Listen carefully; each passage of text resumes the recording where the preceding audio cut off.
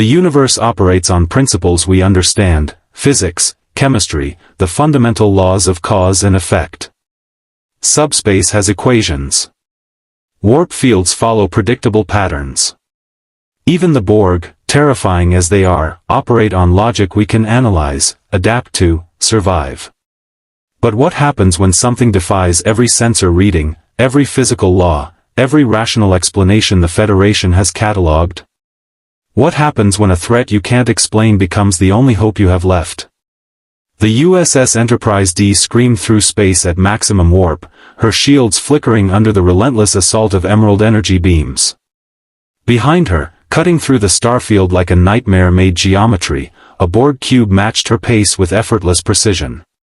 The cube's surface, a labyrinth of conduits, alcoves, and pulsing green light, showed no damage despite the Enterprise's repeated phaser volleys. On the bridge, Captain Jean-Luc Picard stood rigid, hands gripped behind his back, watching the view screen with eyes that had seen this horror from the inside. Shields at 42%, Worf reported from tactical, his Klingon features set in a warrior's grimace. They are adapting to our phaser frequency faster than we can rotate. Evasive pattern Delta 5, Picard ordered, his voice carrying the weight of command even as his knuckles whitened. Mr. LaForge, I need more power to the shields. In engineering, Geordi LaForge's visor swept across cascading readouts. I'm giving you everything she's got, Captain. Warp core is running at 108%. We can't maintain this much longer. Counselor Deanna Troi closed her eyes, her empathic senses reeling. Captain, I'm sensing something else. Not the Borg. Something confused. Terrified. It's... The ship lurched. Red alert klaxons wailed as a new energy signature bloomed directly ahead, tearing through normal space like fabric ripping along a seam. Data's fingers flew across his console, android reflexes processing information faster than human synapses could fire. Captain, a subspace anomaly is forming directly in our path. Configuration matches no known phenomenon. Chronoton particles, Verteron emissions, and an unidentified energy signature that, Data paused, which for an android meant genuine surprise. Sir, the anomaly appears to be a dimensional rift.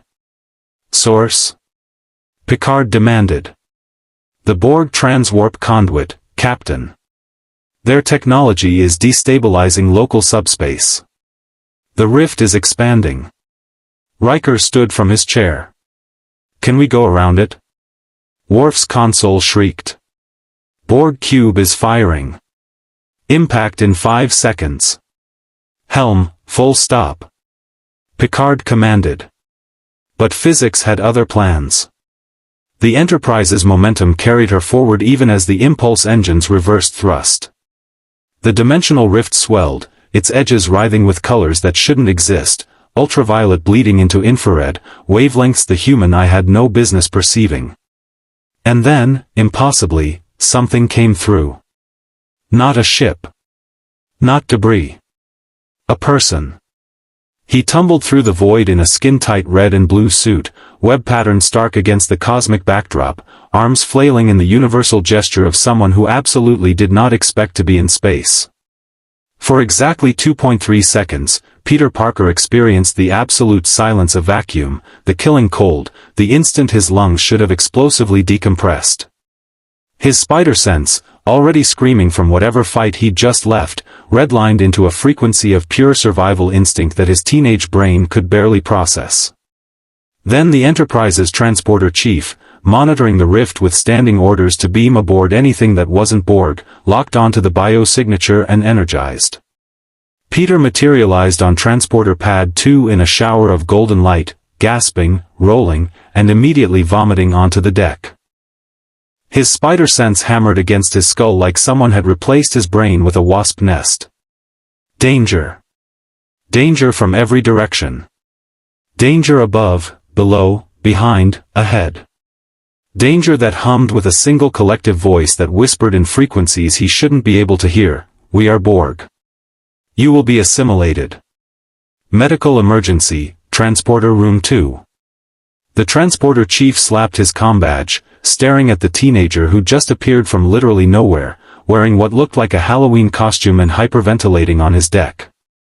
Peter pushed himself up on shaking arms, pulled his mask back just enough to breathe, and said the first thing that came to mind, "Okay.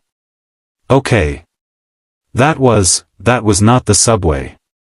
This is definitely not the subway." His spider sense was still screaming. He looked up at the transporter chief, a middle-aged human in a yellow and black uniform that Peter's pop culture-saturated brain immediately recognized. "Oh no. Oh no no no. Please tell me I'm not, is this?" The door hissed open. Dr. Beverly Crusher strode in with a medical tricorder already scanning, her red hair tied back, blue medical uniform crisp despite the ship being at red alert. Behind her, Lieutenant Commander Data tilted his head, golden eyes processing the impossible figure before him with android curiosity. "I am reading elevated heart rate, adrenaline spike, and neurological activity consistent with extreme stress," Crusher reported, kneeling beside Peter. "But his physiology. Data, are you seeing this?" Data's tricorder added its chorus of beeps. "Fascinating. His cellular structure demonstrates significant anomalies. Enhanced muscle density, a modified nervous system, and organic adhesive glands in his fingertips and toes. His DNA contains sequences that do not match any known humanoid species in Federation databases." Peter pulled his mask fully back on, secret identity instincts kicking in despite the situation. "Look, I can explain." "Well, actually, I can't explain because I have no idea what just happened, but I'm pretty sure I was fighting the vulture over Queens and then there was this weird hole in the sky and," he stopped. His spider sense pulsed with a new warning. "Close. Getting closer." The collective voice in the back of his head grew louder. The ship shuddered. Somewhere, Worf's voice echoed over the intercom, "Borg boarding party, Deck 8, Section 12. Data's comm badge chirped. "Bridge to Commander Data. We need you here immediately." "On my way, Captain." Data looked at Peter with something that might have been concern on a less artificial face. "Doctor, I suggest we relocate this individual to sickbay and..." Peter was already standing, every muscle coiled. "Borg. You said Borg. Like cyborg? And boarding party means they're on the ship?" His voice cracked slightly. He was 16, maybe 17, Crusher estimated. Just a kid. But the way he moved, weight balanced, ready to spring in any direction, suggested combat training way beyond his years. "Stay here," Crusher ordered firmly. "We'll handle this." Peter's spider sense screamed as three humanoid shapes materialized 15 meters down the corridor, visible through the open doorway. Pale skin stretched over mechanical components. One eye replaced with a glowing red ocular implant. Arms ending in assimilation tubules and cutting tools. They moved with the lockstep precision of puppets sharing one string. "We are the Borg," they spoke in unison, voices layered with thousands of others. "Lower your shields and surrender your ships. Your biological and technological distinctiveness will be added to our own. Resistance is futile." Peter looked at the advancing drones. Looked at Data, who was already moving to intercept. Looked at Dr. Crusher, who was backing toward a wall panel and a phaser locker. And felt every instinct Uncle Ben had taught him surge forward, with great power comes great responsibility. "Yeah," Peter said, cracking his knuckles. "I've heard that one before. Spoiler alert, I'm terrible at the whole resistance is futile thing." He raised his wrist and fired webbing. If you want to see more characters enter the Star Trek universe, hit that subscribe button and drop the name of a character you'd want to see in the comments below. Live long and prosper. The web line shot forward, and dissolved into vapor halfway to the target, the organic compounds breaking down in the Enterprise's environmental system like smoke in wind. Peter stared at his web shooter. "Oh. That's new." That's bad. That's very, very bad. The Borg drones took another synchronized step forward. Data's eyes met Peter's. I suggest, the android said calmly, improvisation. The Borg drones advanced with mechanical precision, their footfalls synchronized like a metronome counting down to assimilation. Peter's spider sense painted their movements in his mind, predictable, efficient, merciless. Data stepped between the drones and the humans, his positronic brain calculating 17 combat scenarios in the half-second it took the first drone to raise its assimilation tubules. Doctor, get him to sickbay, Data commanded, then met the first drone's lunge with android strength, redirecting the cutting laser away from his face. The beam scored the bulkhead, melting through titanium like butter. Peter's feet made the decision before his brain caught up. He launched himself at the wall, and his palms stuck, actually stuck, to the metal surface. His spider sense guided him up and across the ceiling as the second drone's targeting laser tracked his movement.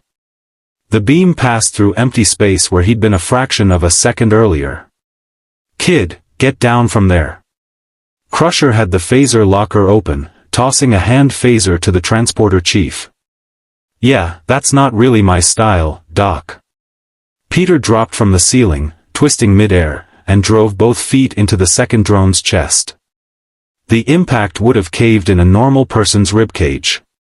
The Borg stumbled backward 2 steps, recalibrated, and kept coming. Okay, cool, super tough zombies. That's fine. That's totally fine. The transporter chief fired. The orange phaser beam struck the third drone square in the torso, and it collapsed, smoke rising from the impact site. For exactly 3 seconds. Then it sat up, its mechanical components already adapting, and the next phaser shot splashed harmlessly across its personal shield. They adapt. Crusher shouted, firing her own phaser at a different frequency. It bought them another few seconds. We need to rotate frequencies, but there's only so many. Data had the first drone in a joint lock that would have dislocated a human's arm. Borg's limb rotated 180 degrees with a grinding of servos, reversing the hold, and drove assimilation tubules toward Data's neck. The android caught the attacking arm, his superior strength momentarily stalemating the drone, but 2 more sets of tubules emerged from the Borg's torso. Peter's mind raced. No webs. Super strength wasn't enough, these things tanked hits that would drop Rhino. Phasers worked once, then never again. Think, Parker. What would Mr. Stark do? What would? His spider sense shrieked. Peter threw himself sideways as the second drone's cutting laser sliced through the space his head had occupied. The beam struck a wall panel, and the lights flickered. Sparks showered from severed conduits. And Peter had an idea. Possibly a stupid idea. Definitely a dangerous idea. But standing around thinking wasn't his strong suit anyway. He webbed his right hand, the organic adhesive still worked on his own suit, and yanked a sparking power conduit free from the ruined panel. Electricity arced across his glove, and his enhanced durability let him grip it without being electrocuted. Probably. The voltage made his arm vibrate and his teeth ache, but he'd taken worse from Electro. Hey, RoboCop. Peter yelled at the third drone, now advancing on Crusher. How about a little shock therapy? He swung the leave conduit like a bat, and when the drone raised its arm to block, Peter jammed the sparking end directly into the joint where flesh met machine. Electricity surged through the Borg systems. It spasmed, its collective connection disrupting, and collapsed in a twitching heap. Electromagnetism disrupts their shield harmonics temporarily. Data called out, having observed the technique. He wrenched a support beam from the wall with android strength and drove it through his opponent's thorax, pinning it to the deck. Ingenious adaptation given limited resources. Yeah, I'm kind of good at the whole, making it up as I go, thing, Peter panted, already moving as his spider sense warned him the first drone Data had pinned was pulling itself free. It's like my main skill set. That and talking too much. The corridor lights returned to normal as emergency power rerouted. Over the intercom, Picard's voice cut through the chaos. All hands, Borg boarding parties on decks 8, 12, and 15. Security teams respond. Engineering, I need those shield harmonics rotated every 10 seconds. Crusher grabbed Peter's shoulder. We need to move. Now. More are coming. Peter's spider sense confirmed it, distant but approaching. Multiple hostiles. Maybe a dozen. His head throbbed with the constant warning signals, made worse by something else, something vast and incomprehensible pressing against his awareness like a migraine made of voices. What are these things? Why do they keep saying, we, and resistance is futile, like they're all reading from the same script? They're the Borg, Data explained as they ran through the corridor, stepping over the disabled drones. A collective consciousness. Trillions of individuals linked into a single hive mind. They assimilate entire civilizations, adding their biological and technological distinctiveness to their own. What you're sensing through your enhanced nervous system is likely the edge of their collective consciousness, subspace transmissions coordinating their actions. Peter stumbled. His spider sense wasn't just warning him about physical danger. It was picking up the Borg network itself, that vast terrible unity of thought. That's what that is? I thought I was having a panic attack. There's like, 1 million voices. 6,400,000 active drones within communication range of this cube, Data corrected. Your neurological enhancements appear to make you sensitive to their subspace frequencies. They reached a turbolift. Crusher slapped the controls. Sickbay. As the lift hummed into motion, Peter pulled off his mask, gasping. His brown hair was matted with sweat, his face pale. Beverly got her first good look at him, 17 at most, scared out of his mind but still cracking jokes, still fighting. God, he was just a child. What's your name? Peter. Peter Parker. He leaned against the wall, trying to steady his breathing. His spider sense was a constant buzz now, like tinnitus made of dread. Look, I don't know how I got here.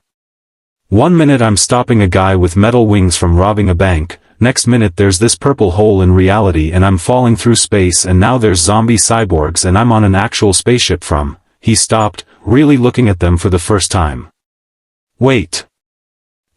This is the Enterprise. Like, the Enterprise. Star Trek. You're Dr. Crusher. And your Data. His eyes went wide. Holy crap, I'm on the Enterprise. You are familiar with our vessel? Data's head tilted in curiosity. Familiar? Dude, I've seen every episode of TNG like 3 times. My Aunt May loves Star Trek. We watch it Peter stopped himself. Wait, if this is real, then that means, oh no. That means I'm in the future. Or another dimension. Or both. And those things out there, the Borg, his voice dropped. Wolf 359. Picard as Locutus. You guys barely survived. The turbolift doors opened onto Deck 12. The corridor was pristine, untouched by the battle raging elsewhere on the ship. For now. Beverly led them quickly towards sickbay, her medical mind already cataloging the tests she needed to run. Enhanced physiology. Sensitivity to subspace frequencies. Adhesive generation. Precognitive danger sense. This boy was unlike anything in Federation medical databases. How much do you know? She asked carefully. Enough to know we're in serious trouble. Peter pulled his mask back on, secret identity or not, it made him feel less exposed. The Borg adapt to everything. They assimilated Picard. They destroyed 40 starships at Wolf 359. And they want to assimilate Earth. He looked at Data. But here's what I don't get, why am I here? I mean, I fight guys like Shocker and Vulture, street-level criminals. You guys have photon torpedoes and warp drive. What am I supposed to do against an army of space zombies? Data's expression was unreadable, but his voice carried something that might have been respect. You disabled a Borg drone with improvised tactics in your first encounter. You adapted to an unknown threat in seconds. Captain Picard values resourcefulness above raw power. Perhaps your presence is not coincidence. They entered sickbay just as the red alert klaxons intensified. Picard's voice echoed through the ship, all hands, brace for impact. The Enterprise shuddered. Equipment rattled. A medical tray crashed to the floor, instruments scattering. Peter's spider sense exploded into his consciousness with such force he dropped to his knees, gasping. They're coming. Lots of them. Everywhere. The whole ship, they're cutting through the hull. Beverly scanned him with her medical tricorder, watching his neurological readings spike into ranges that should cause seizures. His nervous system is detecting the Borg before our sensors can. Data, we need to get this information to the bridge. Data tapped his comm badge. Data to Captain Picard. Sir, our guest appears to have a precognitive ability to detect Borg movements before standard sensors. He may provide tactical advantages. A pause. Then Picard's voice, tight with command authority, bring him to the bridge, Commander. We need every advantage we can get. Peter stood on shaking legs, his spider sense still hammering warnings. You want me on the bridge? I'm 16. I'm from another dimension. I fight crime in a homemade suit in Queens. I don't belong on a starship bridge during an alien invasion. Beverly met his eyes, and he saw something there that steadied him, the same look Aunt May gave him when he came home bruised from patrol. Trust mixed with concern. Peter, my son Wesley is your age. He's saved this ship more times than I can count. Age doesn't matter. Ability does. Can you help us? Peter thought about Uncle Ben. About responsibility. About 40 starships destroyed and thousands dead because the Federation couldn't stop the Borg. About that vast cold voice in his head promising assimilation, erasure, the end of everything that made people individuals. He thought about the Avengers fighting Thanos in the news footage, gods and super soldiers standing against impossible odds. He thought about what Spider-Man would do. Yeah, Peter said, straightening despite the fear coursing through him. Yeah, I can help. That's kind of my whole thing. Data nodded once, something like approval in his golden eyes. Then let us proceed. Captain Picard does not tolerate delays. As they headed for the bridge, Peter's spider sense painted a picture of the battle unfolding around them, Borg drones materializing throughout the ship, cutting through bulkheads, assimilating crew members one by one. The Enterprise was fighting for her life. And somewhere in the back of Peter's enhanced awareness, beneath the screaming danger signals, a single thought crystallized: if he was here for a reason, he'd better figure out what it was fast. Because the Borg didn't care about Spider-Man. They didn't care about courage or jokes or Uncle Ben's wisdom. They only cared about adding his distinctiveness to their own. The turbolift doors opened onto the bridge, and Captain Jean-Luc Picard turned to face the masked teenager who just dropped into his universe. Their eyes met, and Peter saw the weight of command, the trauma of Locutus, and the desperate hope that maybe, somehow, this impossible boy might tip the scales. "Welcome aboard, Mr. Parker," Picard said quietly. "Now let's see if we can keep you alive long enough to get you home." The Enterprise bridge hummed with controlled chaos, tactical displays flashing red, damage reports scrolling across screens, crew members moving with practiced efficiency despite the fear Peter could smell in the air. His spider sense registered every person as a tiny blip of awareness, but the overwhelming pressure came from outside the ship, the Borg cube, massive and implacable, its collective consciousness pressing against his enhanced nervous system like a hand slowly closing into a fist. Picard gestured toward the main view screen, where the cube dominated the starfield. Mr. Parker, Commander Data informs me you possess some form of precognitive danger detection. Is that accurate? Peter tried to focus past the sensory overload. The bridge's lights felt too bright, the hum of computers too loud, and that horrible unified voice kept whispering at the edges of his thoughts. We are Borg. Resistance is futile. Yeah, I guess you could call it that. It's like knowing someone's about to punch you before they swing. But with these Borg things, it's more like standing in front of a tidal wave. There's too much danger to process individual threats. Worf looked up from tactical, his Klingon feature skeptical. Captain, with respect, we cannot formulate strategy based on the feelings of a child in a costume. I'm not, Peter bit back the defensive retort. Not the time, Park. Look, I know how this sounds. But I've been doing this hero thing for 2 years. My spider sense has kept me a lave against guys who could paste me across a wall. If it's screaming this loud, you're in serious trouble. We are aware of our situation, Mr. Parker, Picard said, not unkindly. His eyes held the weariness of a man who'd seen the inside of the collective, who'd spoken with the voice of the Borg against his will. The question is whether your abilities can give us an advantage we currently lack. Riker stood beside the captain's chair, arms crossed. The Enterprise bridge hummed with controlled chaos, tactical displays flashing red, damage reports scrolling across screens, crew members moving with practiced efficiency despite the fear Peter could smell in the air. His spider sense registered every person as a tiny blip of awareness, but the overwhelming pressure came from outside the ship, the Borg cube, massive and implacable, its collective consciousness pressing against his enhanced nervous system like a hand slowly closing into a fist. Picard gestured toward the main view screen, where the cube dominated the starfield. Mr. Parker, Commander Data informs me you possess some form of precognitive danger detection. Is that accurate? Peter tried to focus past the sensory overload. The bridge's lights felt too bright, the hum of computers too loud, and that horrible unified voice kept whispering at the edges of his thoughts. We are Borg. Resistance is futile. Yeah, I guess you could call it that. It's like knowing someone's about to punch you before they swing. But with these Borg things, it's more like standing in front of a tidal wave.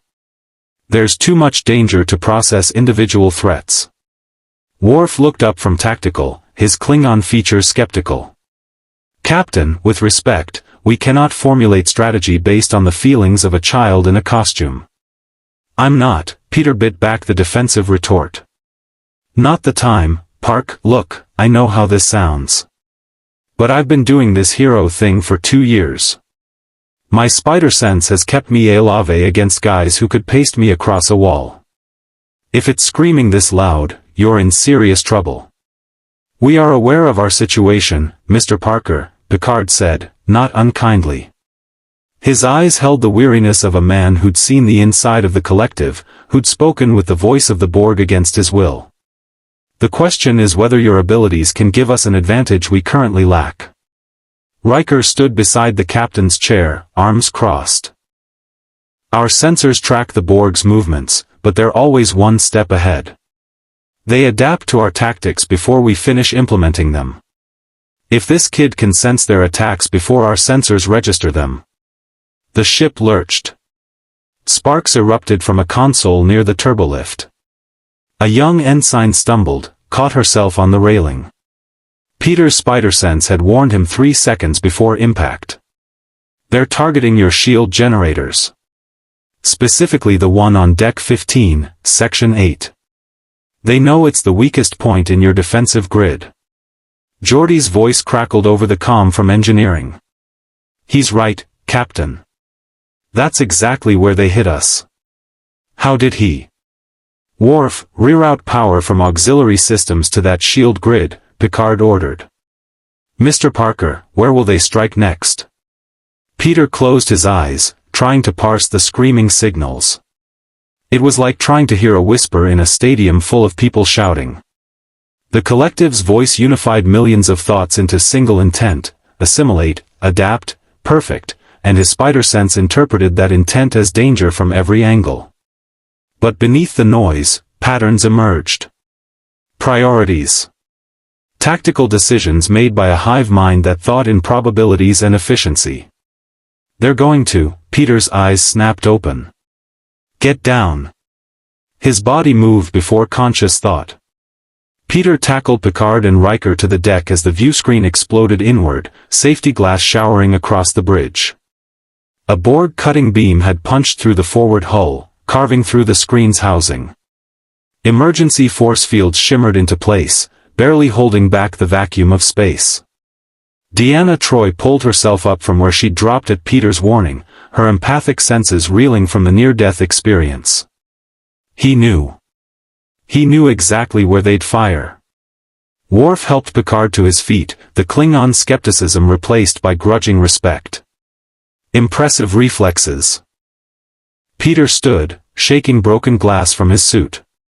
His heart hammered against his ribs. The spider sense was still screaming, "Danger, danger, danger," but he was learning to filter the noise. "They're analyzing your defenses in real time. Every time you fire, every time you adjust shields, they're watching and adapting. It's like fighting someone who learns your every move instantly." That is precisely the Borg's advantage, data confirmed from ops.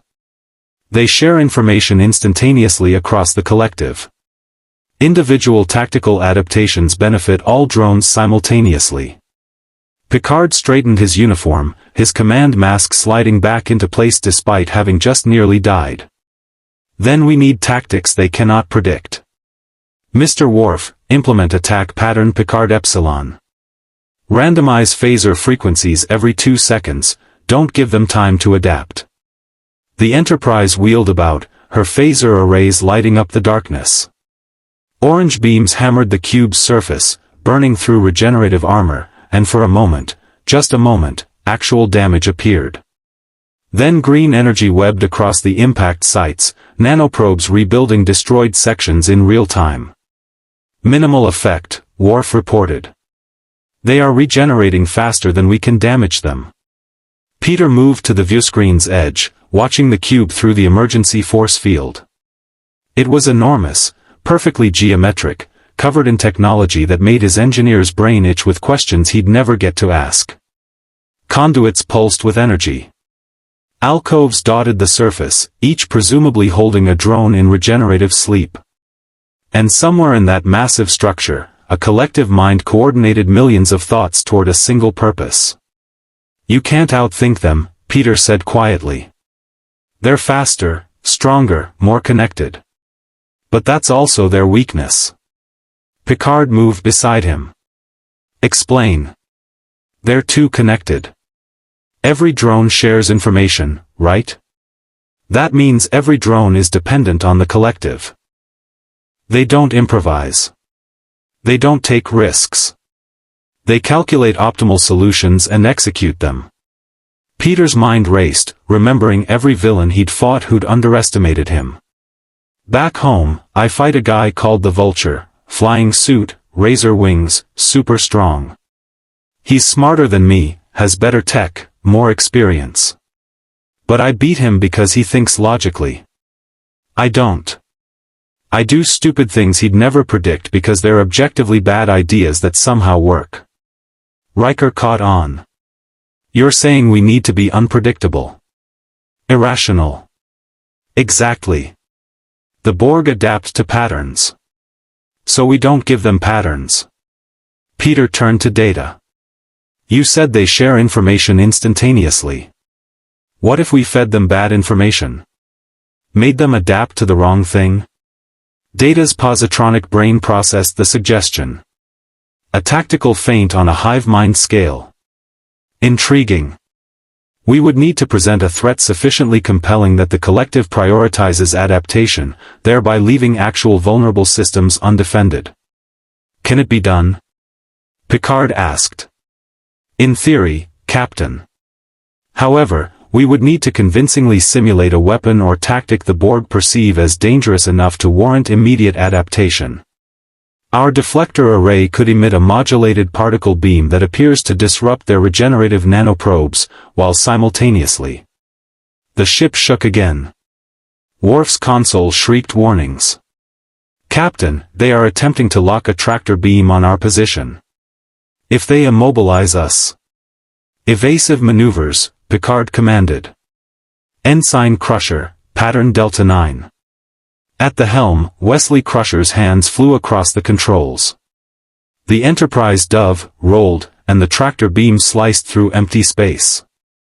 Peter's spider sense had given him a half-second warning, not much, but enough to brace against the sudden maneuver. He caught Beverly's eye across the bridge, saw her maternal worry focused not on him but on her son at the helm, and understood something fundamental. Everyone here was terrified, but they kept working because that's what Starfleet did. They faced impossible threats with professionalism and hope. Kind of like Spider-Man swinging toward a fight he knew he couldn't win, making jokes to hide the fear. "Mr. Data, implement Mr. Parker's suggestion," Picard decided. "Coordinate with Commander LaForge. I want that false weapon online in 3 minutes." "Aye, Captain." Data's fingers blurred across his console. Peter's spider sense suddenly spiked. Not the general dread hum of the Borg cube, this was specific, immediate, close. Something's wrong. They're not just attacking the ship anymore.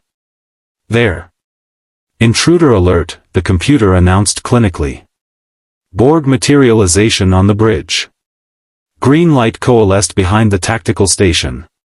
The transporter effect was different from the Enterprise's golden shimmer, cruder, more forceful, matter being ripped from one location and slammed into another. 2 Borg drones materialized, their pale faces impassive, their mechanical components whirring to life. "We are Borg," they intoned in unison. "You will be assimilated. Resistance is futile." Worf roared, drawing his bat'leth from its mount on the wall, a traditional Klingon blade, crescent-shaped and razor-sharp. He brought it down on the first drone's shoulder with enough force to cleave through bone. The blade bit deep, severing cybernetic components, but the drone didn't scream. Didn't flinch. It simply turned its ocular implant on Worf and raised its assimilation tubules. The second drone targeted Picard. Peter's spider sense guided his movements, dodge left, web the captain's arm, yank him backward just as assimilation tubules stabbed through empty air. Picard stumbled into Riker, both officers sprawling clear of immediate danger. The drone recalculated, its targeting laser painting a red dot on Peter's chest. "Oh, come on," Peter muttered, leaping straight up. His palms stuck to the ceiling, blessed, wonderful spider powers that still worked even if his webs were useless. He crawled across the ceiling at impossible angles, defying the Enterprise's artificial gravity, as the drone's laser tracked his movement a fraction of a second too slow. The bridge crew scattered, drawing phasers, establishing firing lines that wouldn't risk hitting each other in the confined space. Training taking over despite the chaos. The first drone, still impaled on Worf's bat'leth, grabbed the Klingon's arm with superhuman strength and lifted him bodily off the deck. Worf's honor would not allow him to release his weapon, so he hung there, suspended by his own blade, as assimilation tubules extended toward his neck.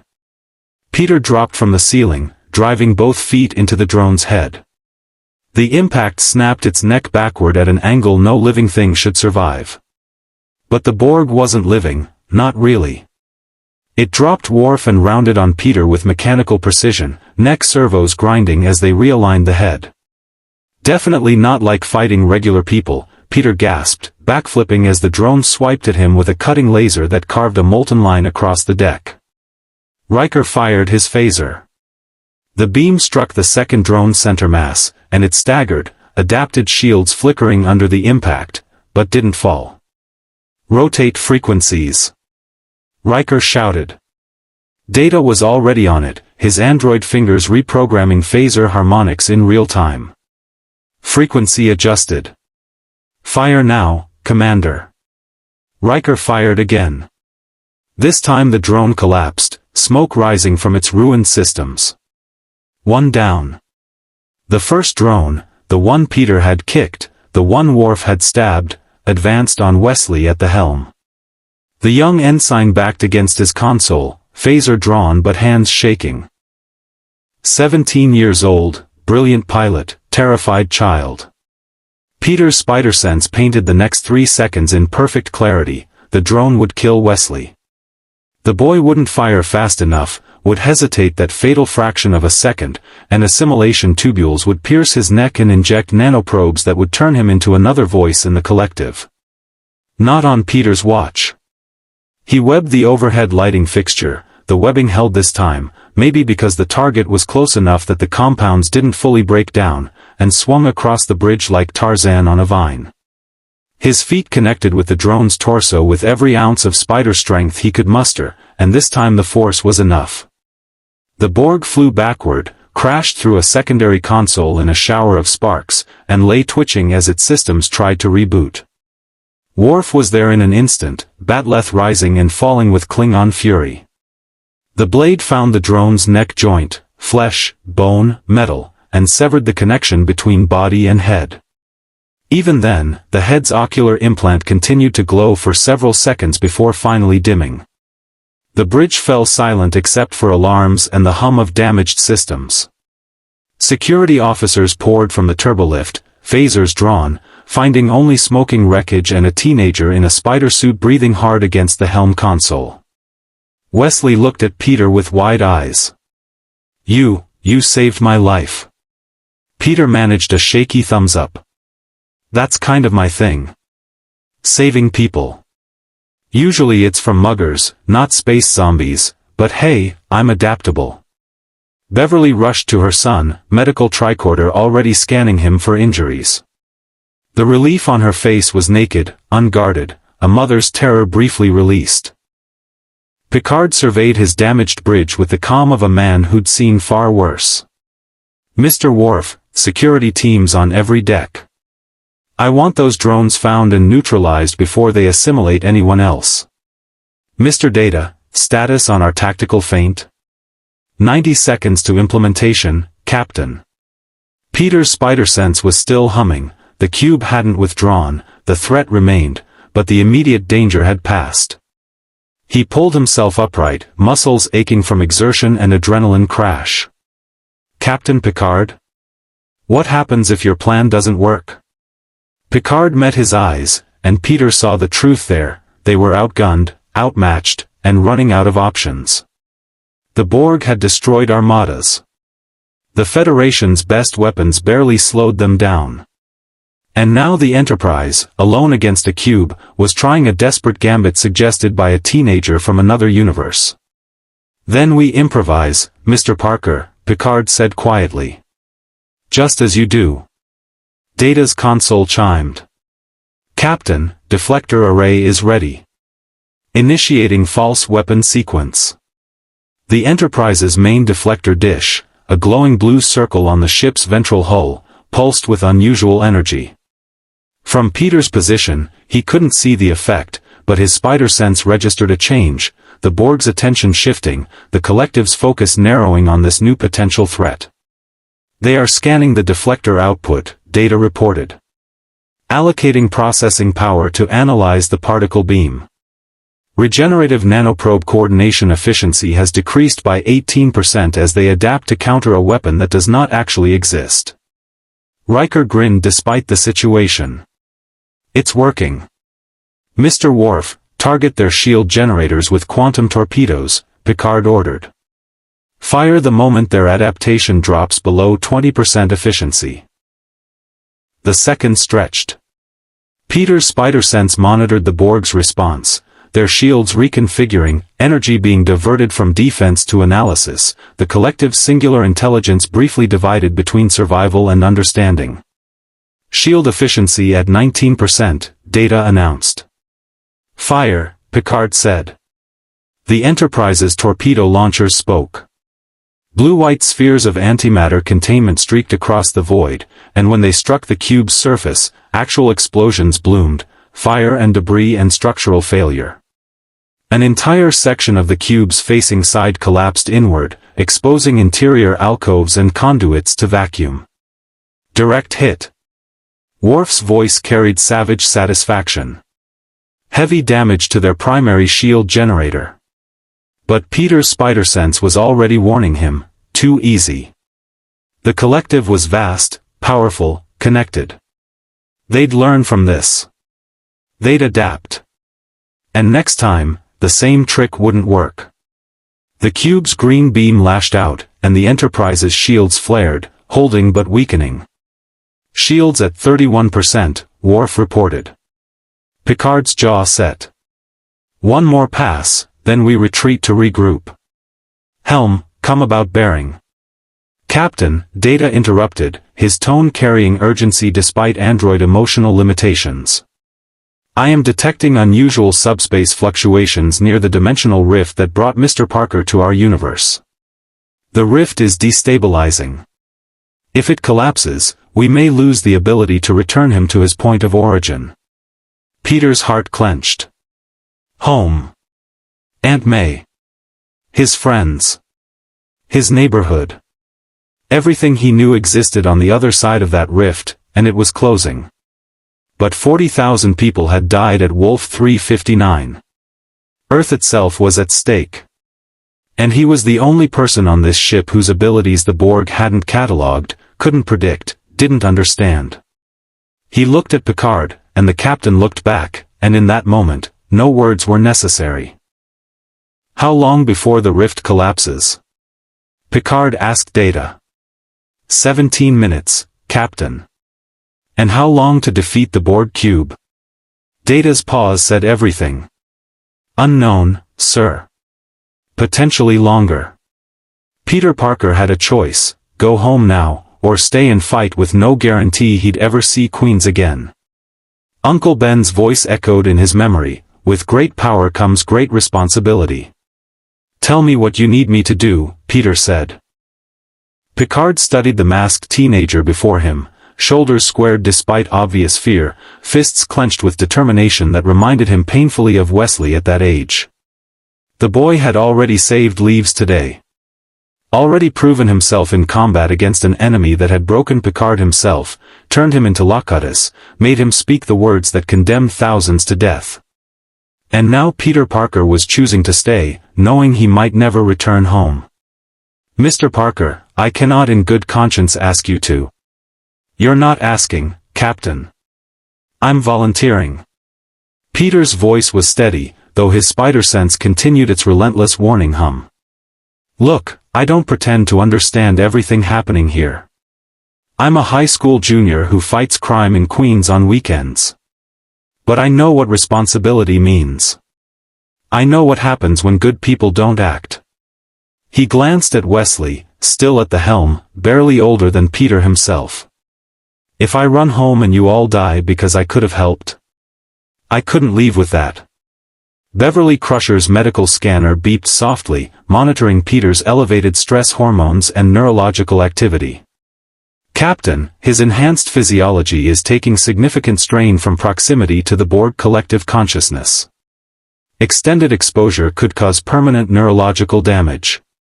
Then we'd better finish this fast, Peter said, trying for levity and not quite managing it. Riker moved to stand beside Picard. Sir, if the kid's willing to stay, we should use every advantage we have. His danger sense bought us critical seconds. Maybe that's the edge we need. Captain, Data interjected from Ops, his fingers still dancing across controls. I may have a tactical option. The Borg adapt to known threats through collective learning. Each drone's experience benefits all others. However, Mr. Parker represents an unknown variable. His abilities do not match any species in Borg records. If we could exploit that unfamiliarity. The ship shuddered. Red alert klaxons wailed as another cutting beam carved through the saucer section's outer hull. Somewhere on Deck 9, emergency bulkheads slammed shut, sealing breached compartments and trapping crew members in isolated sections. Shields at 18%, Worf growled. Captain, we cannot sustain this bombardment much longer. Picard's command training warred with his conscience. Use the boy or protect him? Risk one life or risk the ship? The calculus of war was merciless mathematics written in blood. Commander Data, explain your tactical option. The Borg prioritize assimilation of unique biological and technological distinctiveness. Mr. Parker's enhanced DNA and abilities would qualify as highly desirable. If we could lure a significant Borg force into engaging him directly, away from critical ship systems, we create an opportunity for a concentrated assault on the cube's vinculum. The vinculum? Peter asked. The central processing node that coordinates all drones within the cube, Riker explained. Destroy it, and you sever the collective's control. The drones become disorganized, vulnerable. But accessing the vinculum requires boarding the cube, Beverly said, her voice sharp with concern. You're talking about sending people into the heart of a Borg ship. That's suicide. Worf's expression hardened into something approaching satisfaction. A glorious death. I volunteer for the boarding party. As do I, Data added. My positronic brain is immune to assimilation, the Borg cannot integrate my programming. I am the logical choice to interface with their systems. Peter's spider sense was already screaming at the idea, danger layered upon danger, millions of Borg drones in interconnected corridors, assimilation tubules waiting in every shadow. But beneath the fear, something else stirred, the same instinct that made him swing between buildings, that made him fight criminals who outweighed him by 100 pounds, that made him Spider-Man instead of just Peter Parker. Okay, he said. So you need me to be bait. Get the Borg's attention while your team hits their control center. Picard's eyes narrowed. I will not send a child into. Captain, I'm not a child. I'm Spider-Man. Peter pulled off his mask, meeting Picard's gaze directly. His face was young, yes, acne scars on his jaw, brown hair disheveled, but his eyes held the weight of someone who'd already made hard choices. Back home, I've fought the Vulture, the Shocker, guys in mech suits who could level buildings. I've saved people from burning apartments and stopped armed robberies. I chose this. Uncle Ben always said with great power comes great responsibility. Well, I've got power, and you need help. That's pretty straightforward math. Deanna Troi spoke from her station, her empathic senses focused on Peter. Captain, I sense genuine conviction. No false bravado. He believes in what he's saying. Picard stood silent for a moment, the weight of command pressing down on his shoulders.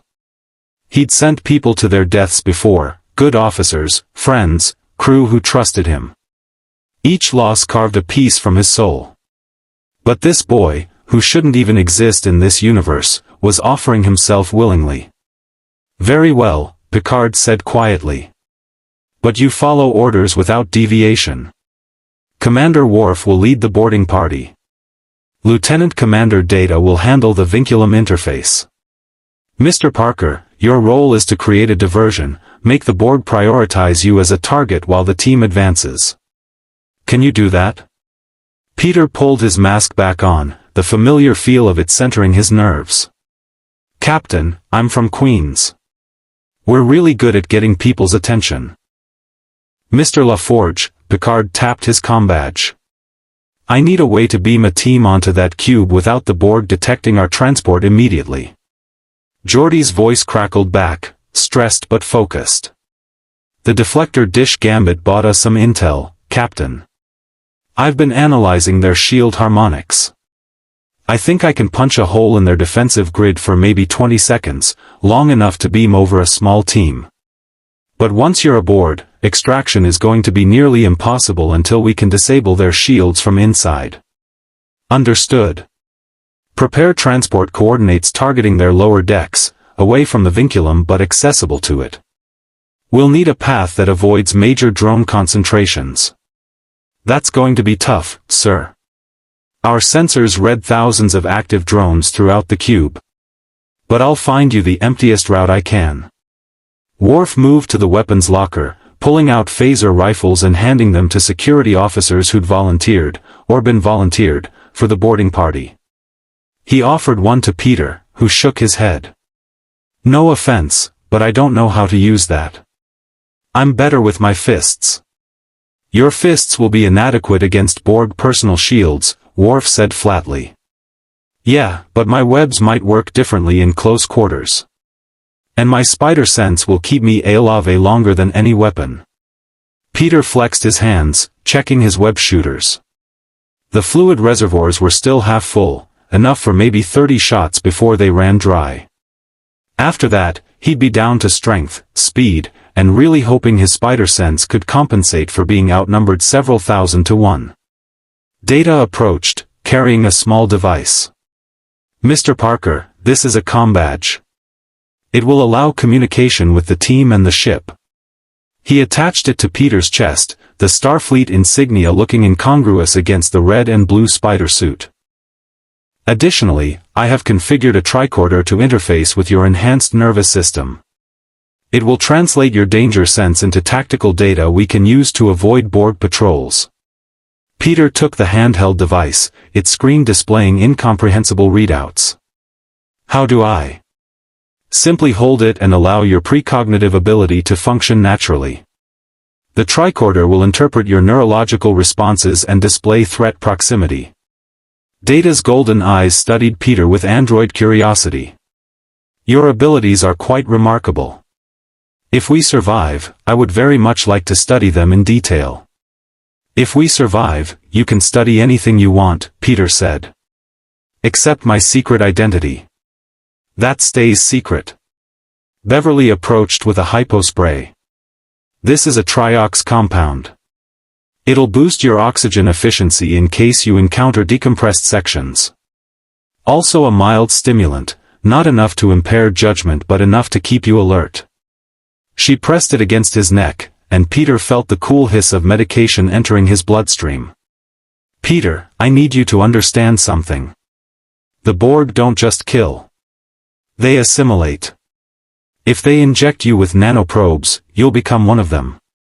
Your mind, your memories, everything that makes you Peter Parker will be absorbed into the collective. Do you understand? Peter's mouth went dry. He'd faced death before, falling from buildings, nearly crushed by the vulture's talons, but this was different. This was worse than death. This was losing yourself while remaining conscious, being puppeted by an alien intelligence, your voice joining millions of others in a unified chorus of resistance is futile. I understand, he managed. Picard stepped forward, placing a hand on Peter's shoulder. The gesture was paternal, weighted with the burden of command. Mr. Parker, if at any moment you wish to withdraw, if the danger becomes too great, I want you to retreat to the extraction point. That is a direct order. Your courage is admirable, but I will not have your death on my conscience. Yes, sir.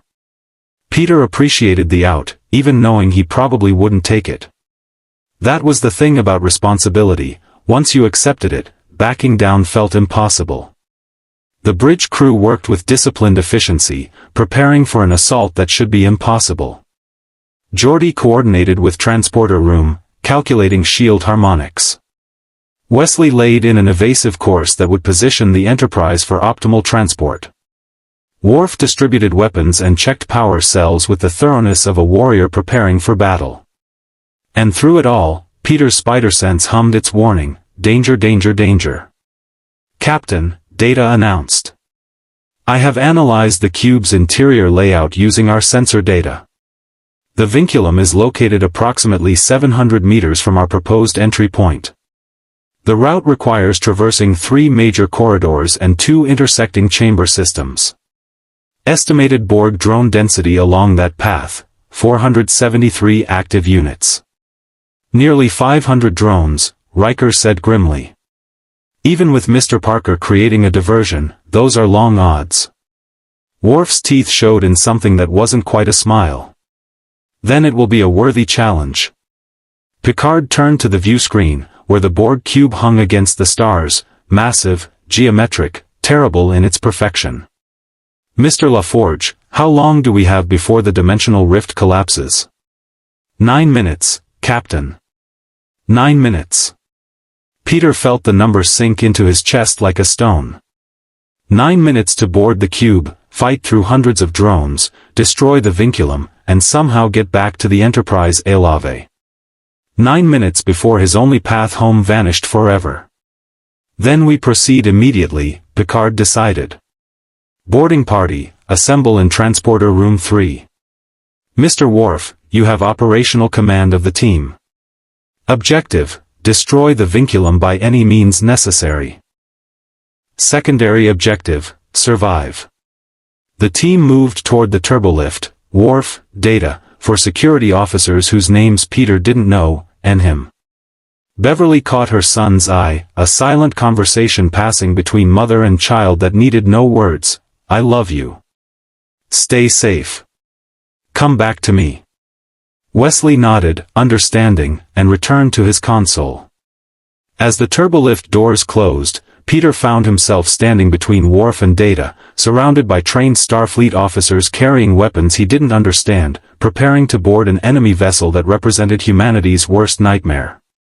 His spider sense was screaming so loudly now it was almost white noise. Every direction registered as danger. Every choice led to death or worse. But beneath the fear, beneath the panic, a small voice whispered the truth Uncle Ben had taught him: you can do this. You have to do this. Because if not you, then who? Hey, Data? Peter said as the turbolift descended. Yes, Mr. Parker? On a scale of 1 to 10, how bad an idea is this? Data considered. If 1 represents minimal risk and 10 represents certain death, I would estimate this operation rates approximately 11.4. Oh good. Just checking. Worf grunted, which might have been Klingon laughter. If we die well, we will be remembered. That is all a warrior can ask. Yeah, well, I'd prefer to be remembered for graduating high school, but I'll take what I can get. The turbolift doors opened onto Deck 6. The transporter room waited ahead, its golden pads ready to send them into hell. Peter Parker, 16-year-old high school student from Queens, adjusted his web shooters one final time and followed Worf toward the transport chamber. On the bridge above, Picard watched the tactical display and whispered a prayer he'd learned from his mother: Bon courage, MES Braves. The Enterprise's shields flickered as Geordi precisely calibrated the frequency modulation. The Borg cube drifted closer, sensing weakness, preparing to finish its prey. And in Transporter Room 3, the chief looked at the assembled team, warriors, an android, and a teenage boy in a spider costume, and asked the only question that mattered: ready? Peter's spider sense painted a picture of what awaited them: darkness and green light, cold metal corridors, thousands of empty-eyed drones waiting to assimilate anything that moved. The Collective's voice whispered in the back of his mind: you will become one with us. Resistance is futile. Yeah, Peter lied. I'm ready. Energizing, the transporter chief said. The world dissolved into golden light, and when it reformed, Peter Parker stood inside the heart of a Borg cube, surrounded by the soft hum of a million integrated minds, and the first drones turned their red-lit eyes toward the intruders. Somewhere in the unified consciousness of the Collective, a new designation formed: Spider-Man, enhanced human, biological distinctiveness suitable for assimilation, threat level, analyzing. The hunt had begun. The transporter effect faded, and Peter's boots hit deck plating that thrummed with alien energy. The air tasted wrong, metallic, cold, recycled through systems that cared nothing for human comfort. His spider sense immediately exploded into his consciousness with such intensity that he staggered, catching himself against a bulkhead that pulsed with green bioluminescence beneath his palm. The interior of the Borg cube was a nightmare rendered in right angles and shadow. Corridors stretched in 4 directions, each identical, dark metal walls embedded with alcoves where dormant drones stood in regenerative sleep, their pale faces slack, their cybernetic components glowing faintly. Conduits ran along the ceiling like arteries, pumping energy through the vast organism that was the cube itself. The lighting came from nowhere and everywhere simultaneously, a sickly green phosphorescence that made human skin look corpse-like. Holy, Peter bit off the curse. His spider sense was trying to process thousands of threats simultaneously. Every alcove, every junction, every shadow screamed danger. The collective's voice pressed against his mind like thumbs on his temples. We are Borg. You will be assimilated.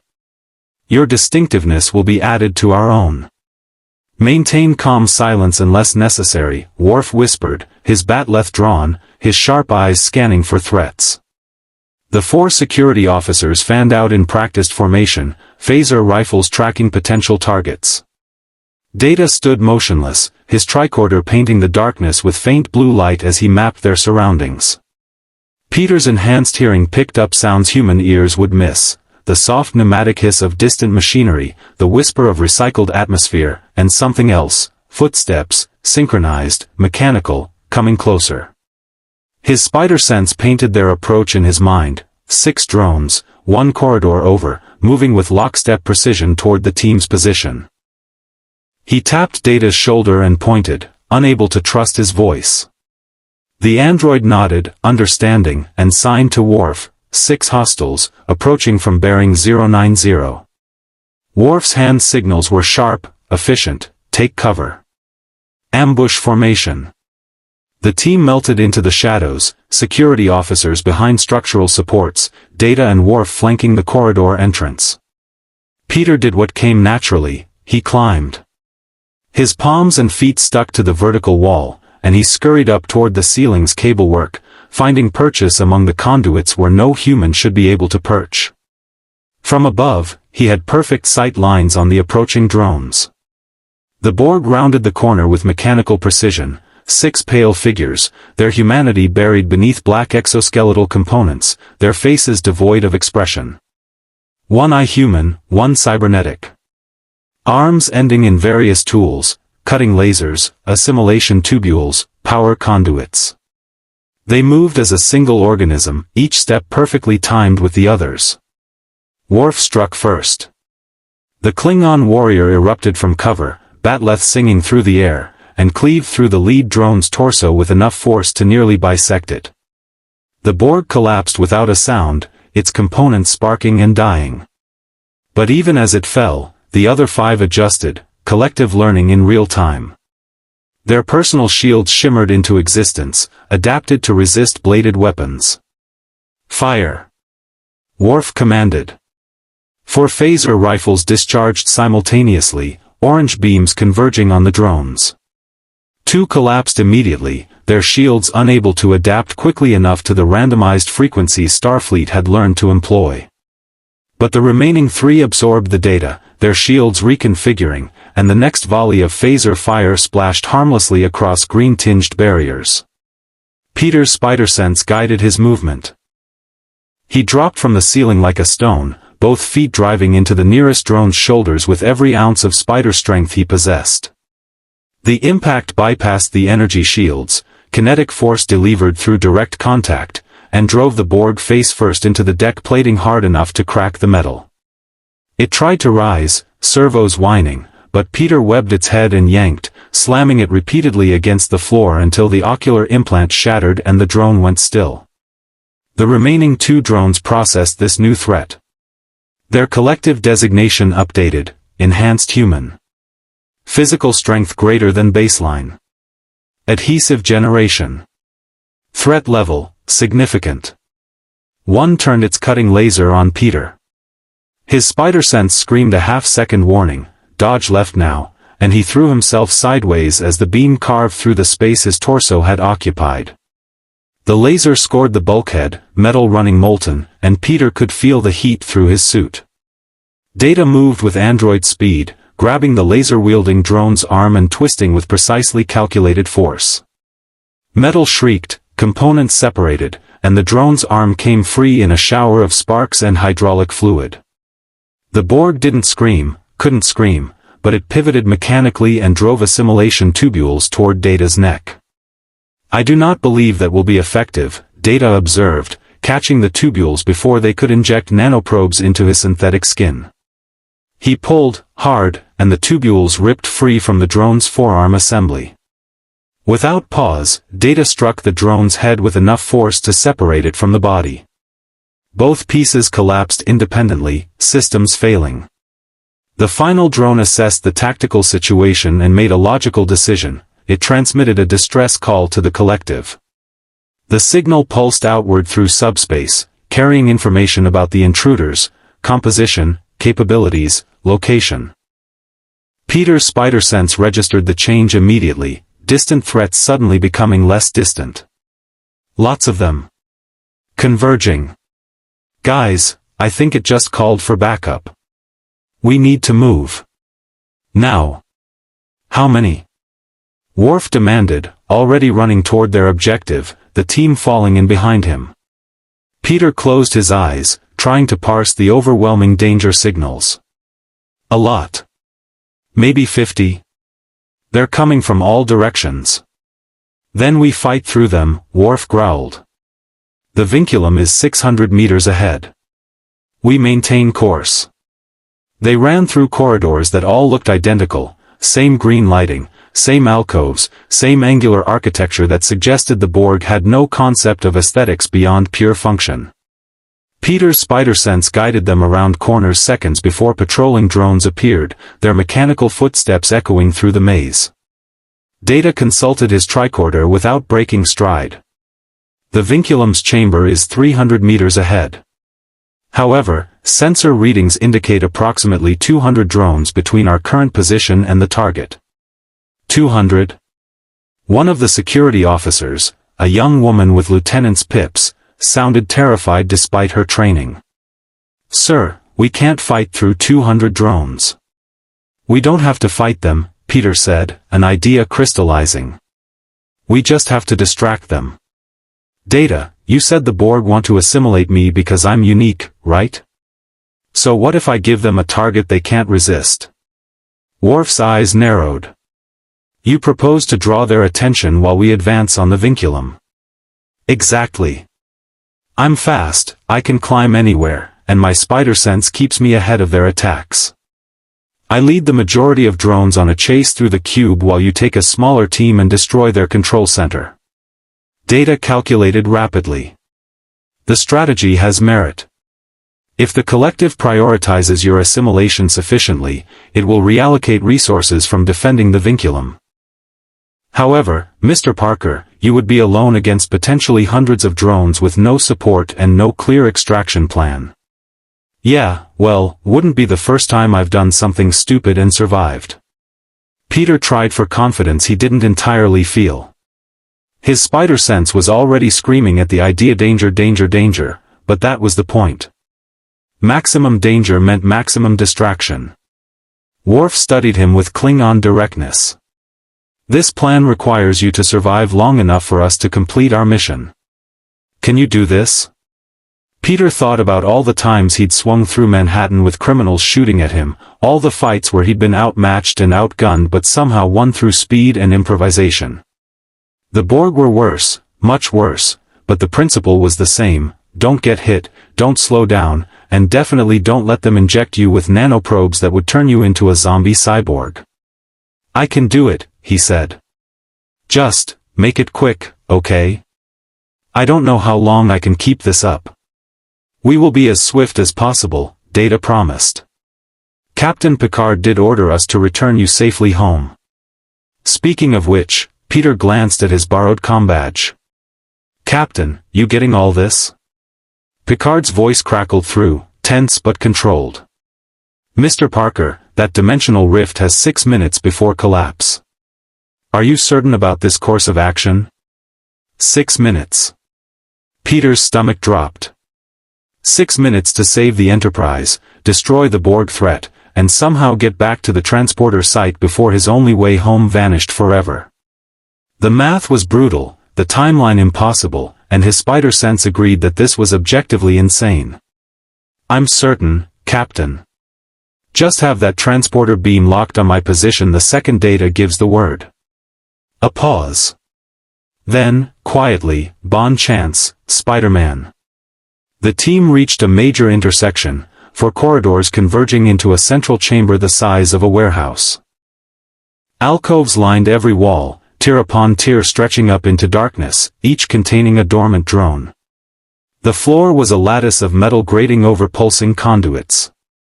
And in the distance, Peter's spider sense detected movement, dozens of active drones converging on this location, responding to the earlier distress call.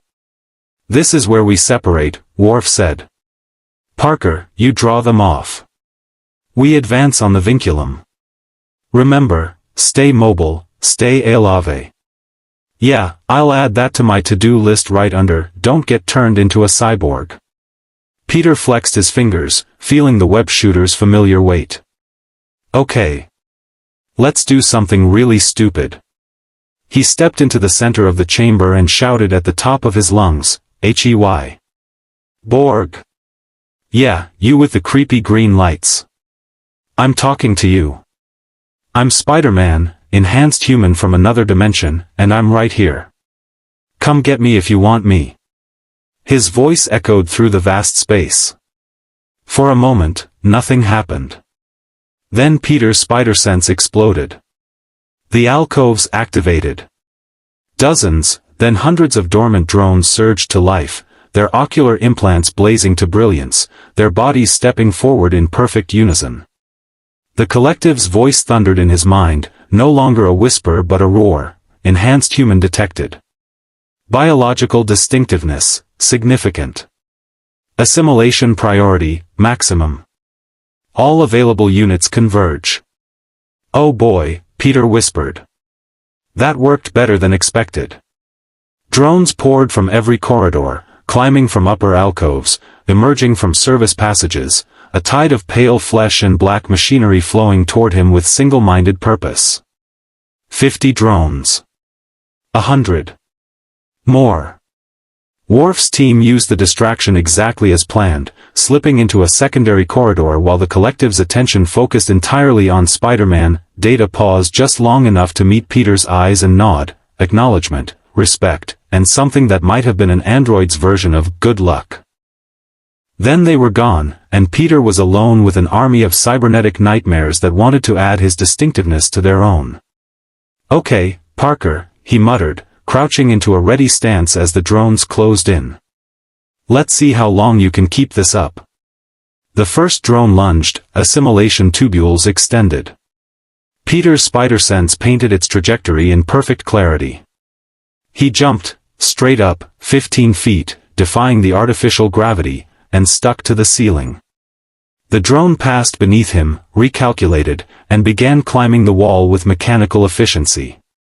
Peter ran across the ceiling, his perspective inverted, webs shooting out to swing between structural supports.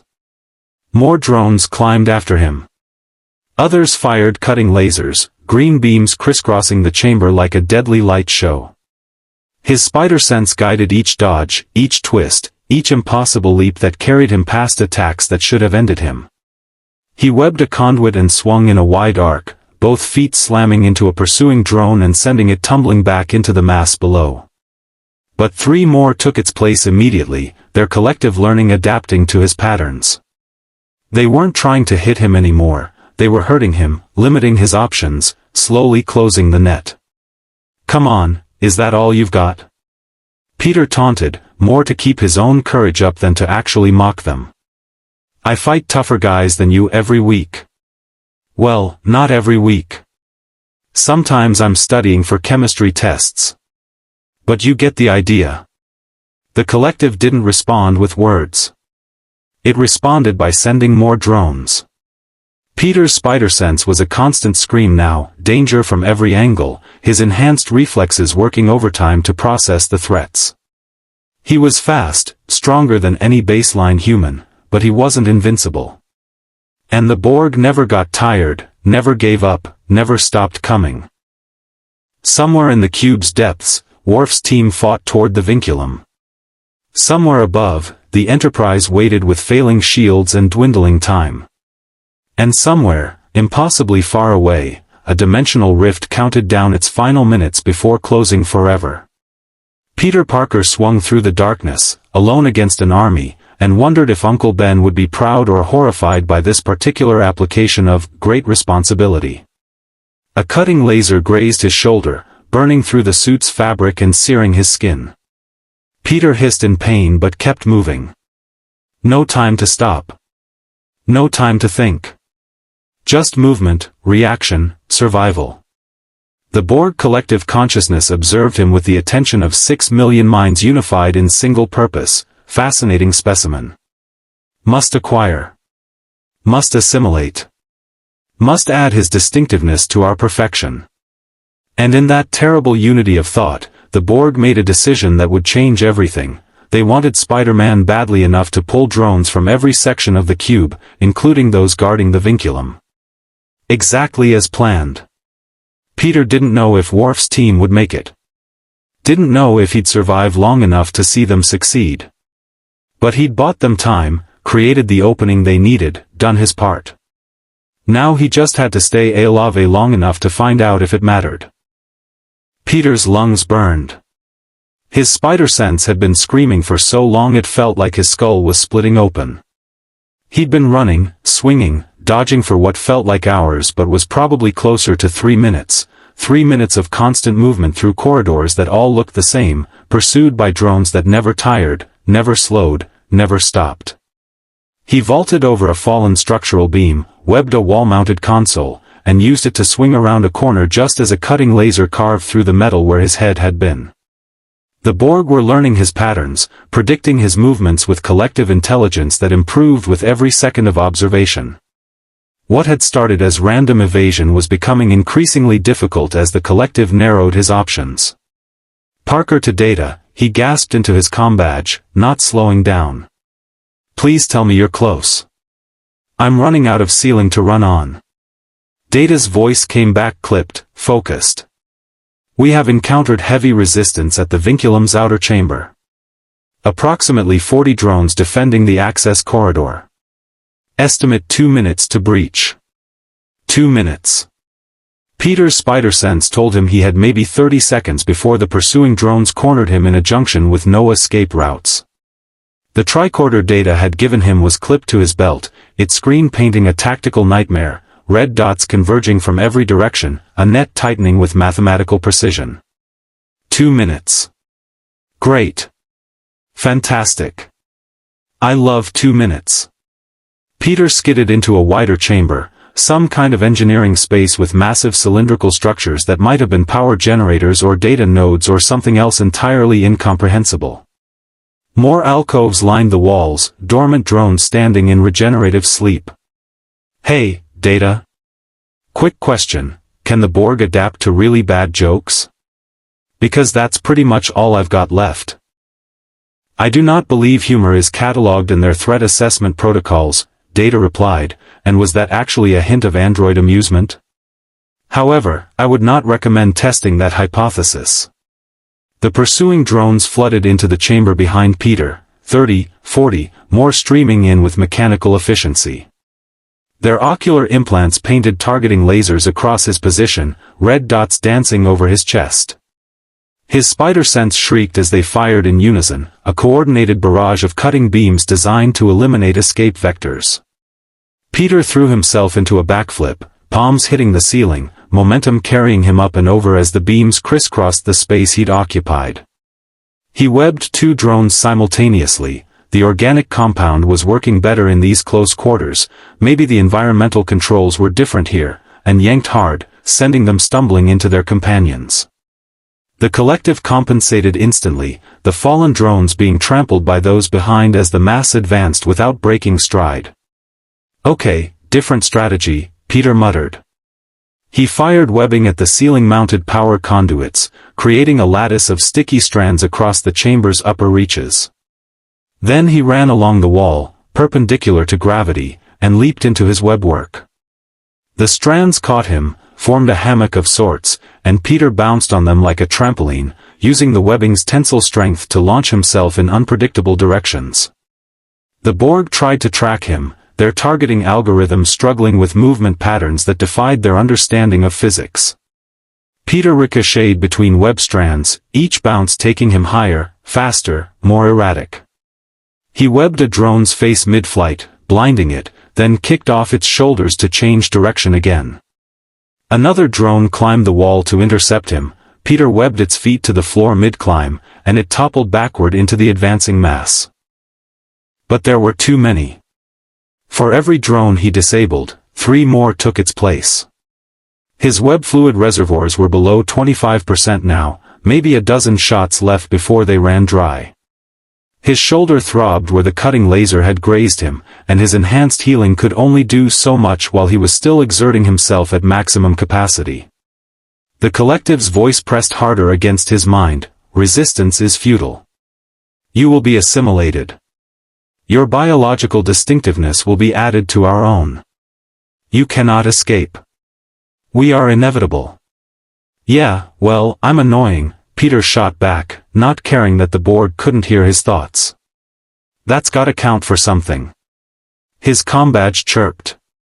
Worf's voice, strained with combat. Parker, we have breached the vinculum chamber. Data is interfacing with their systems. Hold your position for 90 seconds. 90 seconds? Peter swung between structural supports, a drone's assimilation tubules missing his ankle by inches. I'm not sure I've got 90 seconds. Then improvise, human. Worf's batleth was audible in the background, the distinctive ring of metal on metal and flesh. You have shown resourcefulness thus far. Continue doing so. Peter's spider sense suddenly spiked with a new quality of danger, not the constant hum of pursuing drones but something else, something worse. He looked up, and his blood ran cold. The ceiling was opening. Massive panels sliding apart, revealing a cavernous space above, and descending from that darkness came something Peter had hoped he wouldn't see, a Borg tactical drone. Bigger than the standard models, heavier armor plating, weapons integrated into both arms, one ending in a rapid-fire energy projector, the other in a massive power claw that crackled with green electricity. Oh, come on. Peter complained to the universe at large. Regular drones weren't enough? You had to send the boss version? The tactical drone locked its ocular implant on Peter and spoke in a voice deeper than the standard collective chorus. Enhanced human. Resistance is futile. You will be assimilated. Your tactical adaptations will be added to our perfection. It fired. Not a single beam but a spray of energy bolts, tracking Peter's movement with precision that suggested advanced combat algorithms. Peter's spider sense was the only thing keeping him alive. Dodge right, swing left, drop suddenly as a bolt passed through the space his head had occupied. He webbed a structural support and pulled himself into a wild swing that took him behind one of the cylindrical generators, using it as cover. The tactical drone adjusted its approach, flanking around the generator with movements far more fluid than the standard drones. The regular Borg were still advancing from the other side, creating a pincer that was rapidly eliminating Peter's escape routes. 90 seconds, Worf had said. Peter checked his internal clock. 15 seconds had elapsed. 75 to go. His mind raced, analyzing options with the same enhanced processing that made him a good student when he actually had time to study. The tactical drone was the immediate threat, heavily armed, faster than its companions, clearly designed for combat against dangerous targets. The regular drones were numerous but predictable. The chamber had limited cover but good vertical space. And Peter was Spider-Man, which meant when all else failed, he got creative. He emerged from behind the generator, both hands firing webbing in rapid succession. Not at the drones, at the massive cylindrical structures themselves. Web lines crisscrossed between the generators, creating a three-dimensional maze of sticky strands that the drones would have to navigate. Then Peter added more webbing to the structural supports, the ceiling conduits, anything solid enough to hold, until the chamber's upper reaches were a chaotic spider's web of interconnected lines. The tactical drone fired through the webbing, energy bolts burning through strands, but Peter was already in motion. He ran along a web line like a tightrope, jumped to another, bounced between them with acrobatic precision that the Borg's predictive algorithms couldn't match. The regular drones tried to follow, climbing into the webwork, but their synchronized movements meant they interfered with each other, one drone's path blocking another's, collective efficiency undermined by three-dimensional chaos. 60 seconds remaining. The tactical drone adapted, ceasing fire and instead using its power claw to tear through the webbing, creating clear paths. It was learning, processing Peter's tactics, developing countermeasures. Soon it would predict his movements well enough to land a killing shot. Peter's spider sense warned him of the attack a split second before it came. The tactical drone had calculated his most likely position and fired preemptively. Peter twisted mid-air, the energy bolt grazing his ribs, and the pain made him gasp. His suit was scorched, his skin burned, and the smell of his own flesh cooking made his stomach turn. But pain meant he was still alive. Still human. Still himself. "Parker to Enterprise," he transmitted, voice tight with agony. "I could really use some good news right about now." Picard's voice responded, and Peter could hear the strain of command in it. "Mr. Parker, the dimensional rift has 3 minutes until collapse. Commander Worf reports data is interfacing with the vinculum. Hold on. 3 minutes." Peter checked his web shooters, 8 shots left. His shoulder was bleeding, his ribs were burned, and his spider sense was so overloaded it felt like his brain was vibrating. The tactical drone was closing in, its power claw reaching through the webbing toward him, and behind it, 40 regular drones waited with assimilation tubules extended. 45 seconds remaining. Peter made a decision born of desperation and way too many action movies. He stopped running. Instead, he planted his feet on a web strand, faced the tactical drone directly, and raised both web shooters. "Hey, big guy," he called out, voice steadier than he felt. "You want my biological distinctiveness? Come get it." The tactical drone processed this. Its combat programming recognized a target presenting itself, probability of successful assimilation at 94%. It advanced, power claw crackling with lethal energy, ocular implant locked on Peter's center mass. Peter waited. Let it get closer. Closer. His spider sense screamed warnings, but he overrode the instinct to flee, trusting his plan, his timing, his desperate gamble. The tactical drone lunged, power claw reaching for Peter's chest.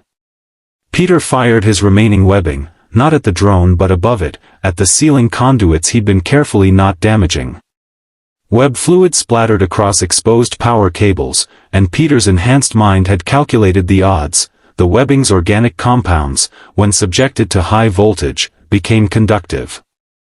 Not perfectly, but enough. Electricity arced down the web strands, following the path Peter had created, and channeled directly into the tactical drone's reaching claw. The Borg's body convulsed as hundreds of thousands of volts surged through its systems, overloading circuits, frying biological components, turning its advantage into its death.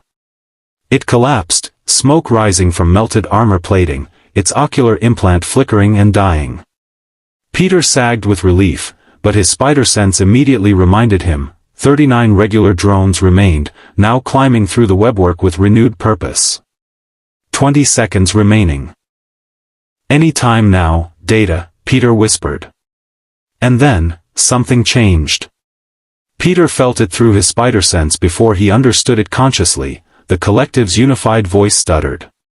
The constant pressure against his mind flickered like a failing light bulb. The advancing drone's movements lost their perfect synchronization, individuals falling slightly out of step with the whole. Data's voice came through the comm badge, precise and triumphant, vinculum destroyed. Collective coordination severed.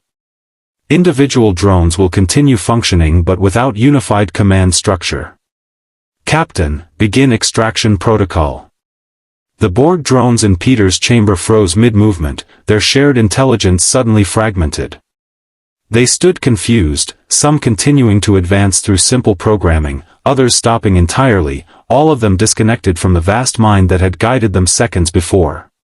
Peter didn't waste time celebrating. "Enterprise, one to beam up, and make it fast because I am done with this cube." Energizing, came the transporter chief's voice. Golden light enveloped Peter, and the nightmarish interior of the Borg cube dissolved. When his vision cleared, he was standing on Transporter Pad 3, surrounded by Starfleet personnel, with Dr. Crusher already rushing toward him with a medical tricorder. "Welcome back, Mr. Parker," the transporter chief said with a grin. That was one hell of a first away mission. Peter pulled off his mask, his face pale and sweating, and managed a weak smile. Does it count as an away mission if I had no idea what I was doing? Beverly was scanning him, her medical tricorder beeping with concern. Second-degree burns on your shoulder and ribs. Minor lacerations. Severe neurological strain. You're going to sickbay. Now. But the rift has 2 minutes remaining, Beverly said firmly. We'll get you home, Peter. But first, I'm treating these injuries. You're no good to anyone if you pass out from shock.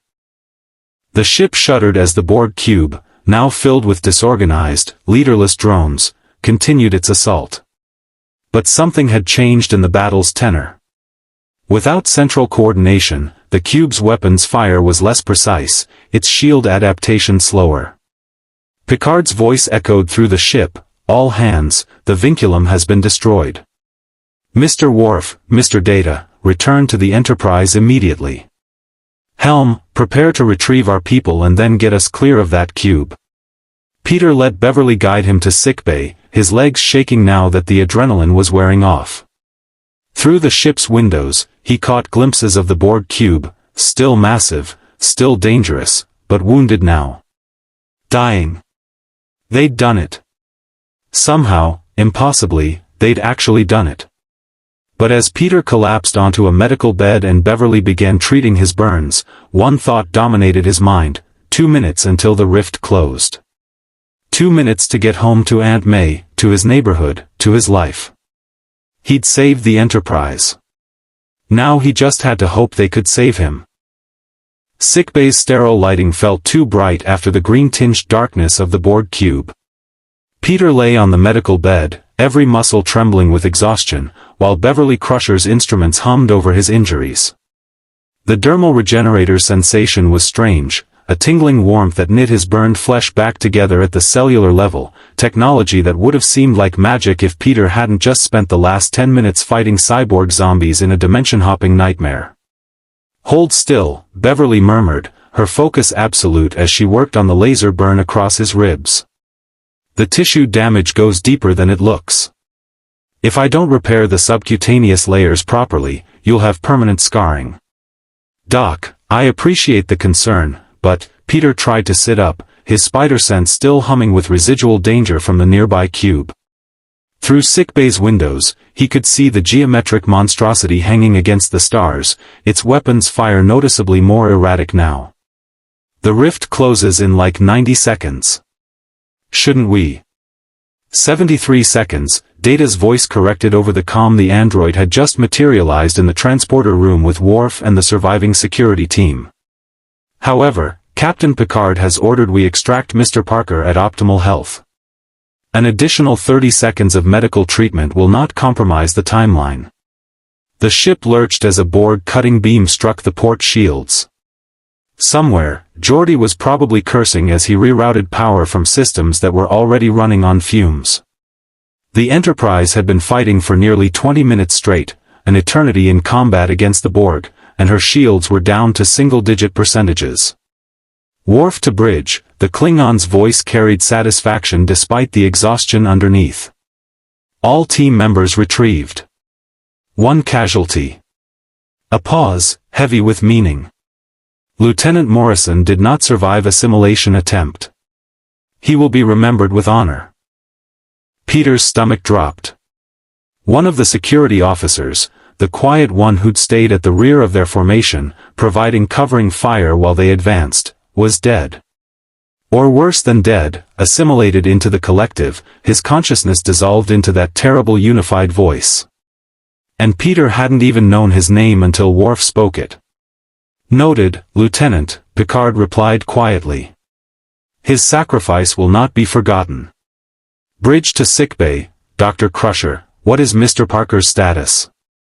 Beverly stepped back, examining her handiwork.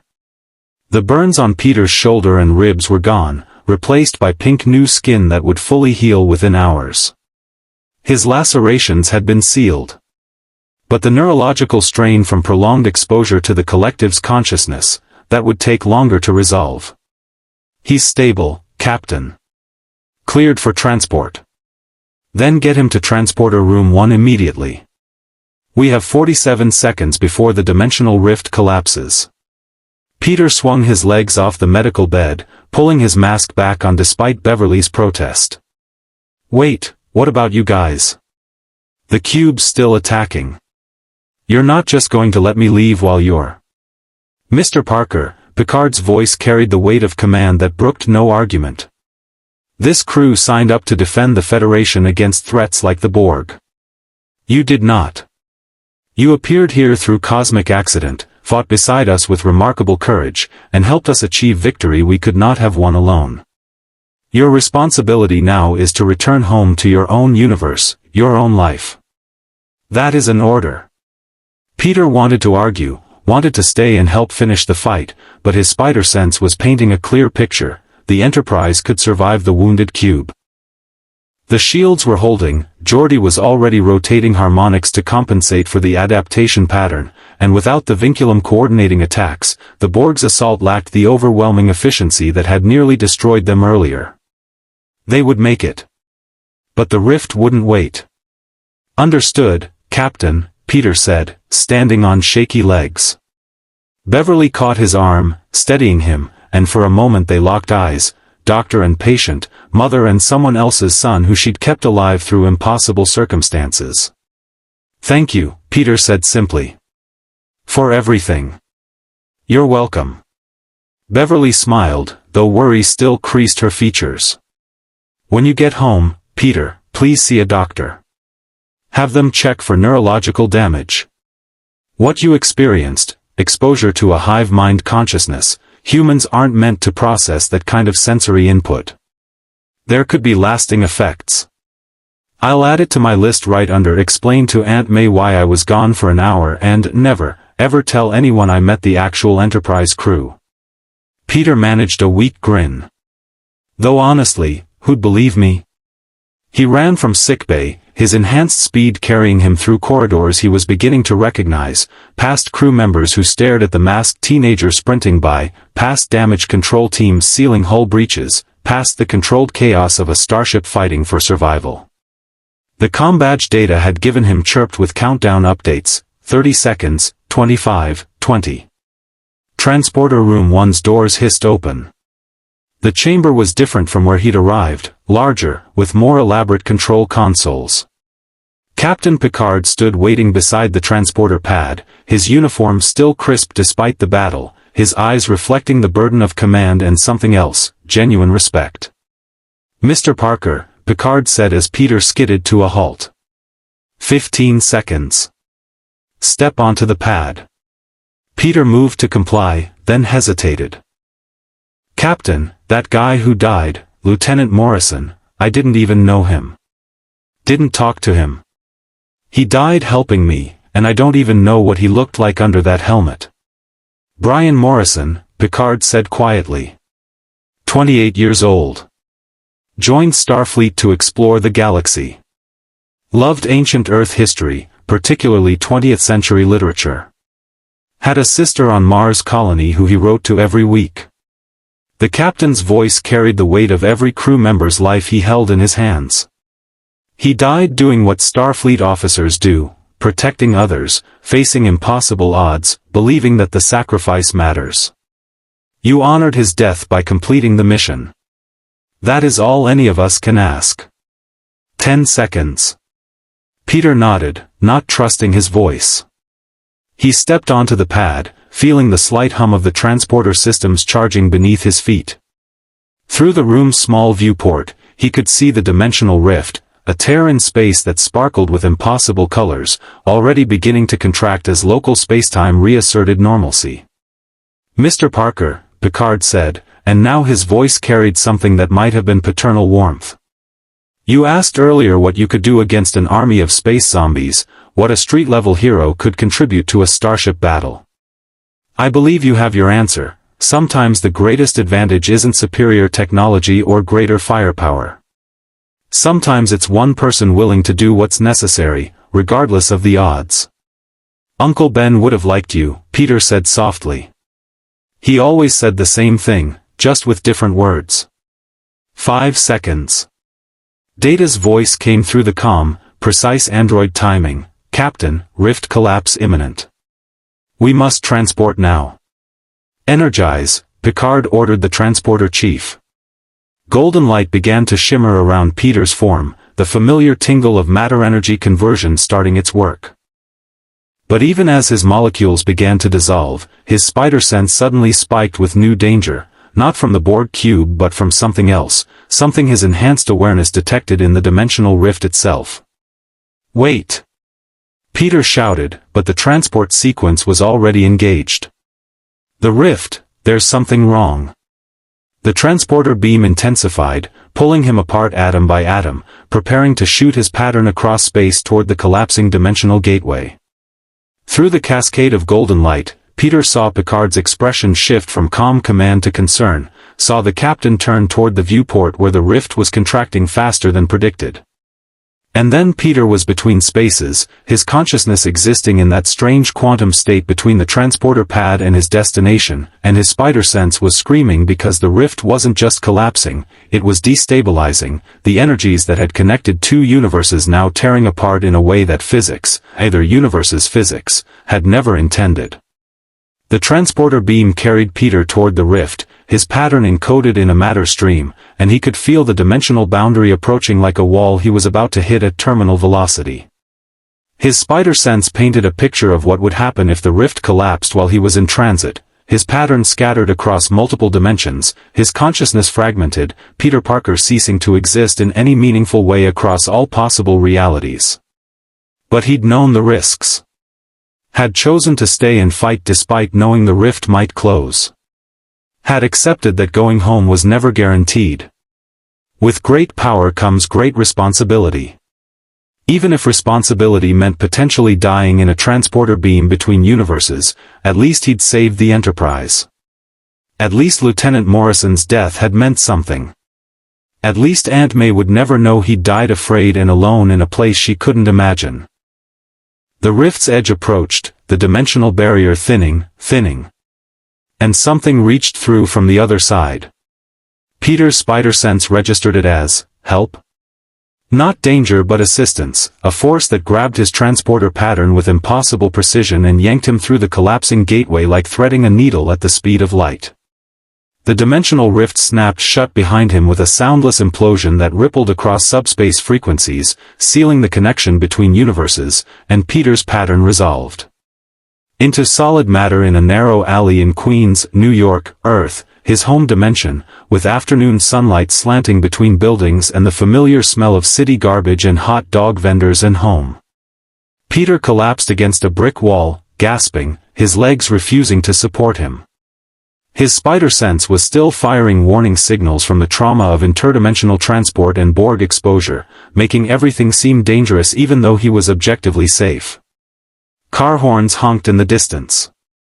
Someone's radio played hip-hop too loudly. A pigeon landed nearby, pecking at discarded French fries with complete indifference to Peter's existential crisis. He was home. Actually, impossibly home. Peter pulled off his mask with shaking hands and threw up into a trash can, his body finally processing everything it had been through. Dimensional rifts. Starships. The Borg Collective pressing against his mind. Running from an army of cyborgs while his web shooters failed and his burns screamed and Lieutenant Morrison died so Peter could complete a mission that shouldn't have been his responsibility in the first place. But it had been.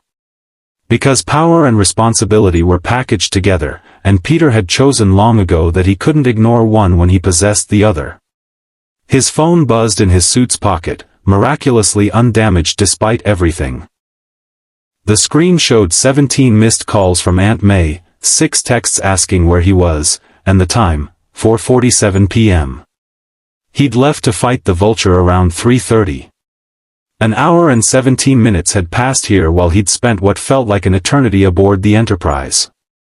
Time moved differently between dimensions, apparently. Good to know.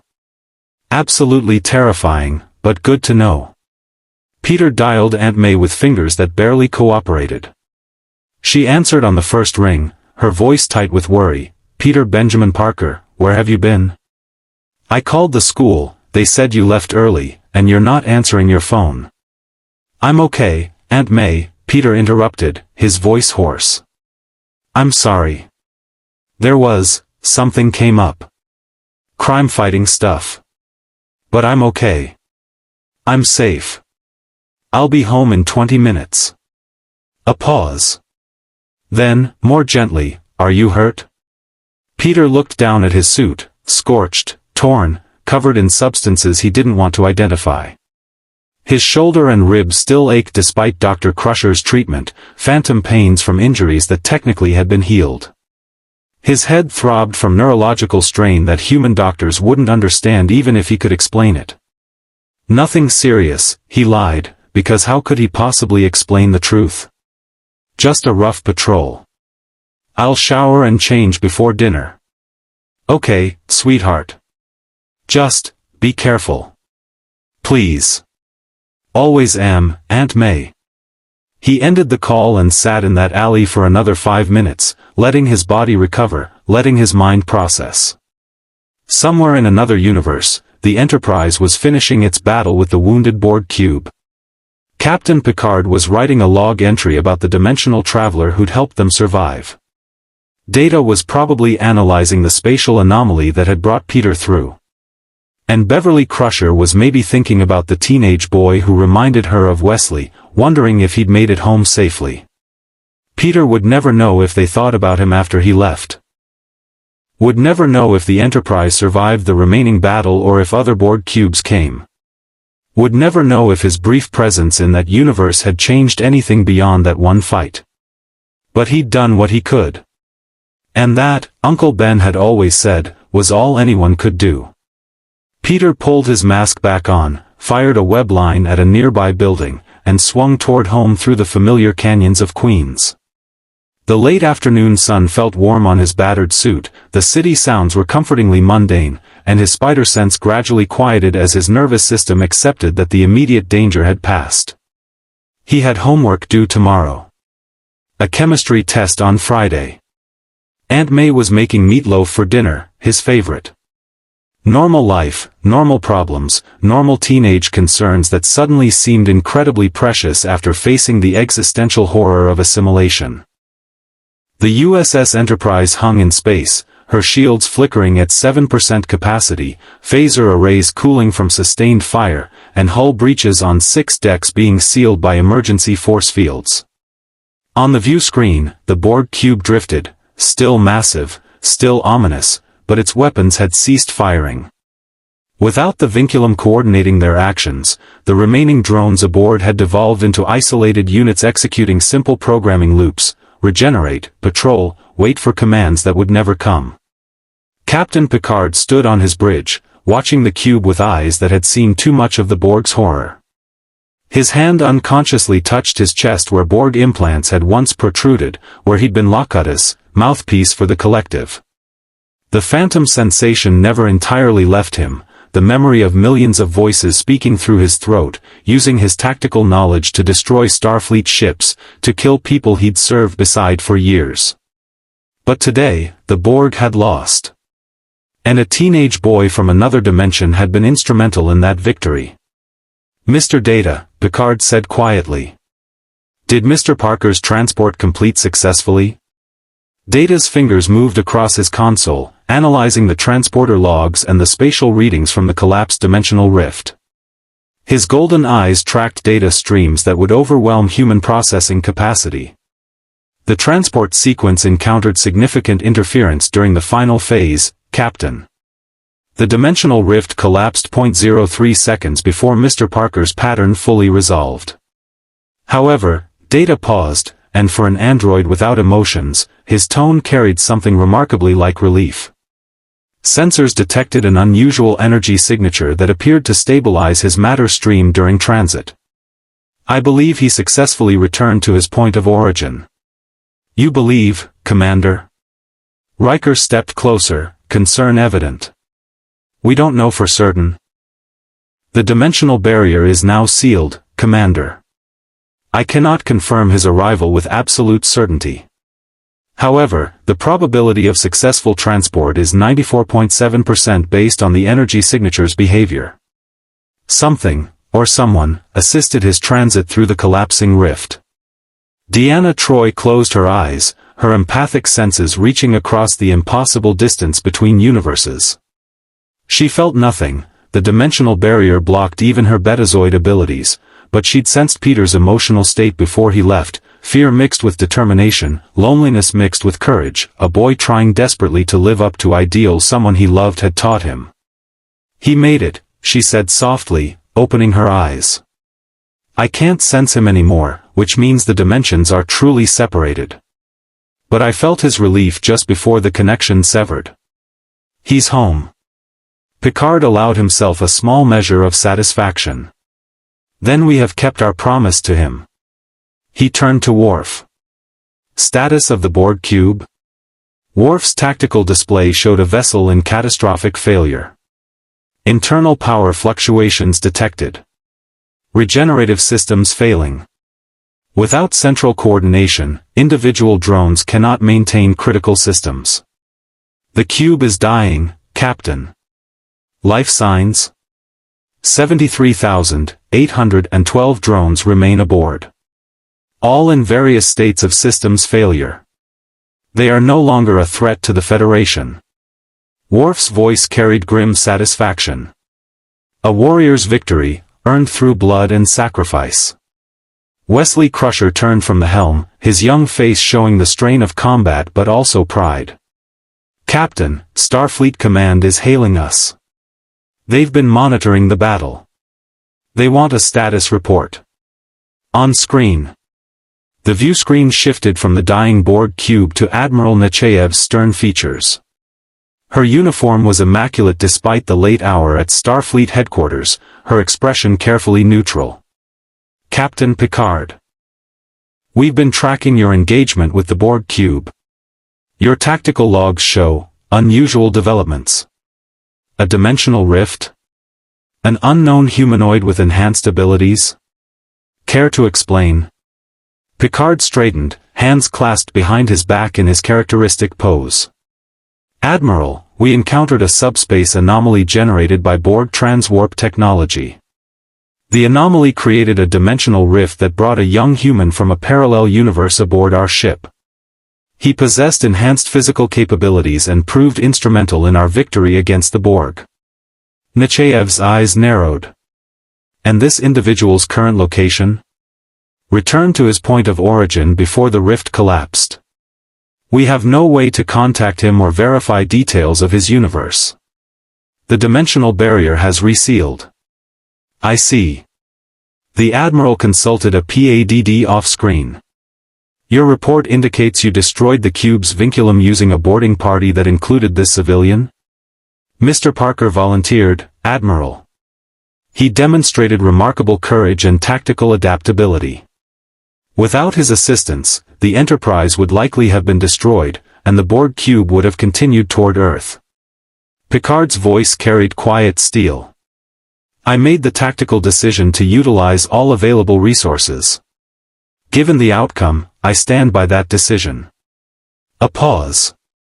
Nechayev was many things, bureaucrat, tactician, political operator, but she understood the mathematics of survival. One civilian volunteer versus the loss of a Galaxy-class starship and potential Borg assault on Earth. The calculus was brutal but clear. "Understood, Captain. Starfleet Command will review your logs. In the meantime, you're ordered to maintain position and coordinate with the approaching salvage teams. We want every piece of data we can extract from that cube before it disintegrates." "And Captain?" Her expression softened microscopically. "Well done. Starfleet recognizes that victories against the Borg are never clean or simple. But they are necessary." The transmission ended. The bridge crew released a collective breath they hadn't realized they'd been holding. "Mr. LaForge," Picard said, "coordinate with engineering teams. I want full damage assessment and repair priorities within the hour." "Aye, sir." Geordi's voice came back tired but satisfied. "Captain, for what it's worth, that kid saved us. I've been analyzing the battle logs. When he drew the Borg's attention, their tactical efficiency dropped by 42%. They pulled drones from defensive positions, rerouted power to pursuit systems, completely fixated on capturing him. That's what let Worf and Data reach the vinculum. Noted, Commander. Make sure that goes in your official report. Data rose from his station, moving to stand beside the captain's chair. Sir, may I speak freely? Of course, Mr. Data. I have been analyzing Mr. Parker's neurological scans from Dr. Crusher's examination. His sensitivity to the Borg collective consciousness appears to be a byproduct of his enhanced nervous system. He was essentially detecting subspace transmissions through biological means, an ability unprecedented in Federation records. Data's head tilted in that characteristic gesture of curiosity. Additionally, his problem-solving approach demonstrated significant creativity. He consistently selected tactically suboptimal solutions that nevertheless proved effective because the Borg could not predict illogical choices. Riker smiled slightly. You're saying he beat them by being unpredictable? Precisely, Commander. The Borg adapt to patterns. Mr. Parker's entire combat methodology was deliberately patternless. From a logical standpoint, many of his decisions were questionable. From a practical standpoint, they worked. Data paused. I find myself intrigued by the concept. Perhaps there is tactical value in controlled irrationality. Let's not get too carried away with that idea, Data, Riker said, but his tone was fond. I don't think Starfleet's ready for deliberately irrational combat doctrine. Beverly Crusher's voice interrupted over the comm bridge. This is sickbay. I'm submitting my medical report on Mr. Parker for the official logs. Captain, I want it on record that he sustained significant injuries during the boarding action but continued operating at full capacity. His pain tolerance and healing factor are remarkable. And his willingness to risk permanent neurological damage from Borg consciousness exposure. She paused. That boy has the soul of a Starfleet officer, whether he wears the uniform or not. Noted, Doctor. Thank you. Picard touched the comm panel thoughtfully. Lieutenant Worf, a moment please. The Klingon approached, his bat'leth returned to its mount but his posture still carrying combat readiness. Captain? Your assessment of Mr. Parker's performance in combat? Worf considered, and when he spoke, it carried the weight of a warrior's respect. He fought with honor. He demonstrated courage against overwhelming odds. He did not hesitate when facing death, and he prioritized the mission over personal safety. A pause. For a human child with no formal combat training, he showed the heart of a Klingon warrior. I would have been proud to fight beside him in any battle. Coming from Worf, that was high praise indeed. Picard nodded slowly. Mr. Parker told me he learned his principles from his uncle, something about power and responsibility. I suspect that philosophy is not so different from Starfleet's own ideals. We are given the power of advanced technology, of exploration, of knowledge. And with that comes the responsibility to use it wisely, to protect those who cannot protect themselves, to stand against threats like the Borg even when the odds seem impossible. He understood that, Troy said softly. Without ever attending the academy, without Starfleet training, without even belonging to this universe, he understood what it means to be a Starfleet officer. To choose to act when action is needed, regardless of personal cost. Wesley turned from the helm, his expression thoughtful. Do you think he's okay? I mean, he went through something nobody should experience, fighting the Borg, being exposed to the collective, thinking he might never get home. That kind of trauma doesn't just disappear. Beverly's voice came back over the comm, maternal concern evident. I gave him recommendations for neurological monitoring, but I doubt his universe has the medical technology to properly assess the damage. He'll carry psychological scars from this, Wesley. Probably for the rest of his life. That's the price he paid for helping us. The bridge fell silent, each crew member contemplating the cost of their victory. Lieutenant Morrison, assimilated and lost. Peter Parker, returned home but changed forever. The Enterprise herself, battered and wounded but intact. War, even when won, left scars. Captain, Data said quietly, I have been considering the philosophical implications of Mr. Parker's arrival. In infinite universes with infinite variations, what are the odds that a dimensional rift would bring us specifically someone with the capability to help defeat the Borg? The probability approaches impossible. Are you suggesting divine intervention, Mr. Data? Picard asked with faint amusement. I am suggesting that perhaps the universe, or the multiverse, has a sense of timing we do not fully understand. Or perhaps, Data paused, his positronic brain processing concepts that bordered on the metaphysical. Perhaps in infinite realities, there are infinite Spider-Men, and one of them was destined to help us in our moment of greatest need. Riker shook his head, smiling. That's surprisingly poetic for an android, Data. I have been studying human literature, Commander. Poetry appears to be an effective method for expressing concepts that defy logical analysis. Picard looked at the view screen, where the Borg cube continued its slow death spiral, and beyond it, the stars that represented infinite possibilities. Somewhere in the vast multiverse, Peter Parker was presumably explaining to his aunt why he was late for dinner, never able to tell her the truth about where he'd been or what he'd done. A hero whose greatest victory would remain forever secret. Mr. Data, I want a full report on the dimensional rift phenomenon. If such rifts can occur spontaneously, Starfleet needs to understand the risks and opportunities they represent. Aye, Captain. However, I should note that the specific circumstances that created this rift, Borg transwarp conduit destabilization intersecting with naturally occurring subspace anomalies, are extremely rare. The probability of recurrence is less than 0.001%. Nevertheless, we prepare for unlikely scenarios. That is how we survive in Starfleet. Over the next hour, the Enterprise's crew worked with practiced efficiency. Engineering teams patched hull breaches, medical staff treated the wounded, operations logged salvage from the dying Borg cube. The battle was over, but its aftermath required attention to 10,000 details. In his ready room, Picard recorded his captain's log, carefully documenting Peter Parker's involvement without revealing information that might compromise the young man's identity in his home universe. The official record would note, civilian volunteer with enhanced capabilities, identity classified, and leave it at that. Some truths were too dangerous to fully document.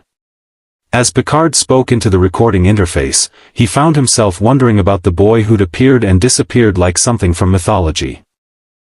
What would Peter's life be like now? Would he continue fighting crime in his neighborhood, knowing he'd faced threats that spanned galaxies? Would the memory of the Borg haunt him? Would he ever tell anyone about his impossible journey? Probably not. Heroes who kept secrets learned to carry their burdens alone. Picard understood that burden intimately. When the log was complete, Picard sat for a moment in silence, looking at the model Enterprise on his desk, a gift from Wesley years ago, representing the ship and the ideals she embodied. Exploration. Discovery. Courage in the face of the unknown.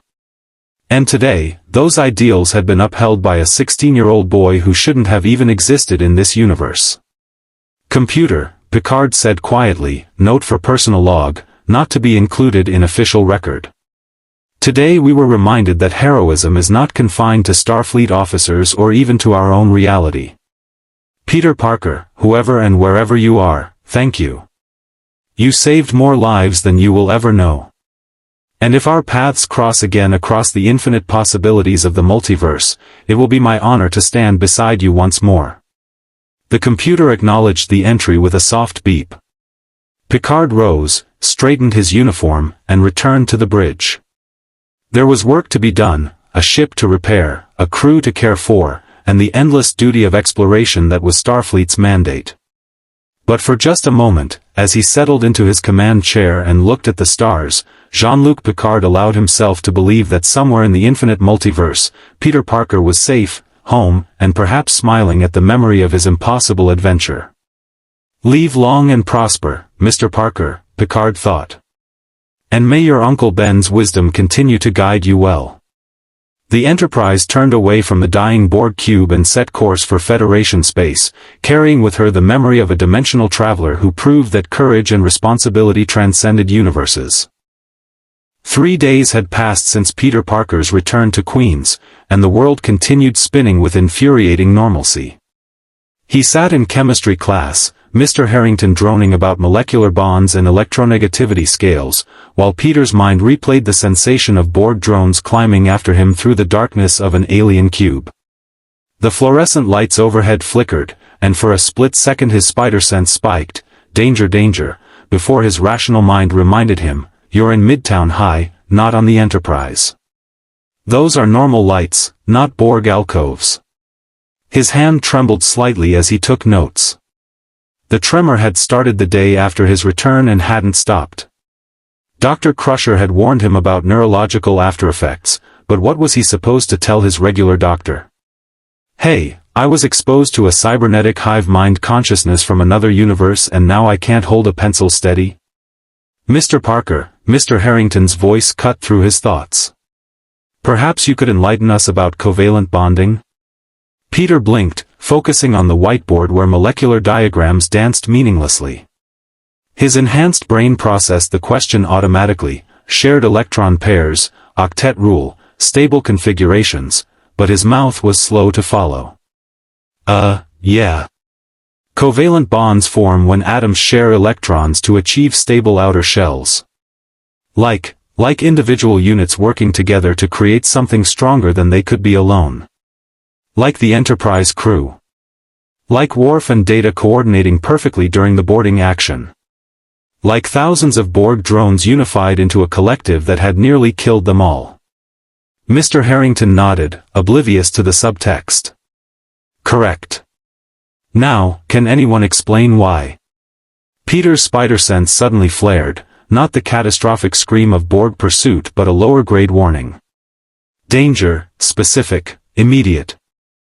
His enhanced hearing picked up sounds through the school's walls, shouting from the parking lot, the distinctive concussive thump of something heavy hitting pavement, students screaming. He raised his hand. "Mr. Harrington, can I use the bathroom? Class isn't over for another." The building shook. Not an earthquake. Peter's spider sense identified the vibration pattern as explosive force, localized, maybe 200 yards away.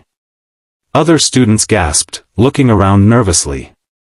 Mr. Harrington moved toward the window, and Peter was already sliding out of his seat, heading for the door. "Mr. Parker, sit down. Bathroom emergency." Peter called back, already gone, running down the hallway as other classroom doors opened and teachers poked their heads out in confusion. His spider sense guided him toward the disturbance, and some dark part of his mind whispered, "Finally. Action. Something real instead of pretending everything's normal." He ducked into a janitor's closet, pulled his suit from his backpack, always packed, always ready, and was out the window in 15 seconds. The autumn air felt good against his face as he swung between buildings, following the sounds of chaos toward the school's parking lot. What he found made his spider sense sing with familiar warning. A man in a mechanical suit, crude compared to Stark tech but effective, ripping car doors off their hinges with hydraulic claws.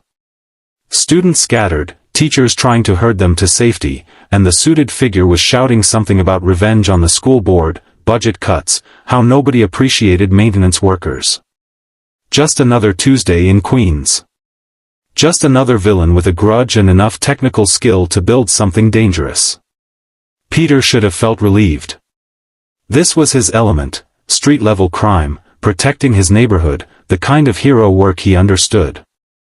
Not dimensional rifts and galaxy-spanning threats. Just a guy in a suit causing property damage. But as Spider-Man swung toward the parking lot, as he fired a web line at the mechanical suit's leg and yanked the villain off balance, Peter felt something unexpected, disappointment. This wasn't exciting anymore. This was small. "Hey, buddy," Peter called out, landing on a parked car's roof. "You know there are better ways to get the school board's attention? Like, I don't know, attending meetings? Writing letters? Not smashing stuff?" The man in the suit, Peter mentally dubbed him Wrenchman for lack of a better name, turned his hydraulic claws toward Spider-Man. "Stay out of this, bug. This doesn't concern you. Actually, this is my school, so it kind of does concern me.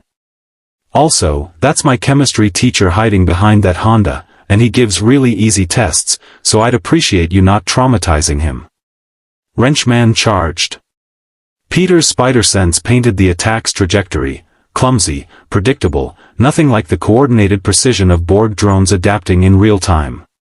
Peter dodged lazily, webbed the suit's hydraulic lines, and yanked hard enough to rupture the pressurized systems. Fluid sprayed everywhere, the suit's arms went limp, and Wrenchman stumbled forward, suddenly piloting 200 pounds of useless metal. "And that's why you always use redundant hydraulic systems," Peter quipped, webbing the man's arms to his sides. "Engineering 101, dude. Or maybe Engineering 102. I haven't gotten that far yet." Police sirens wailed in the distance. The fight, if it could even be called that, had lasted maybe 90 seconds. Students were already pulling out phones, filming, posting to social media with hashtags like #Spiderman and #MidtownHero. Peter stood on the car roof, looking down at the webbed villain, and felt nothing. No satisfaction. No sense of accomplishment. Just hollow routine, like he'd checked an item off a to-do list. This used to be enough, he thought. This used to feel important. But now he'd seen the Borg. Had fought enemies that represented existential threats not just to a neighborhood but to entire civilizations. Had stood on the bridge of a starship while Captain Picard made decisions that determined whether millions lived or died. How was he supposed to go back to stopping parking lot vandalism after that? Spider-Man. A reporter pushed through the crowd, probably the local news, always quick to show up when masked vigilantes made appearances. "Can you tell us what happened here?" "Just your friendly neighborhood Spider-Man doing friendly neighborhood things," Peter said automatically, the practiced media response. "Bad guy wanted to smash cars, I suggested he didn't, we came to an understanding. You know, the usual. There are reports you've been less active lately. Some people are saying." Peter's spider sense flared, not danger but warning of a different kind. Questions he couldn't answer. Attention he couldn't handle. "Gotta go. Crime waits for no one, and I have a thing. A crime thing. Bye." He swung away before the reporter could follow up, leaving behind confused students and one very frustrated journalist. Peter found a rooftop 3 blocks away and collapsed against a ventilation unit, breathing hard despite the minimal physical exertion. His hands were shaking again. The tremor that wouldn't stop, that reminded him every moment of the Borg's collective consciousness pressing against his mind, millions of voices trying to overwhelm his sense of self. Dr. Crusher had warned him.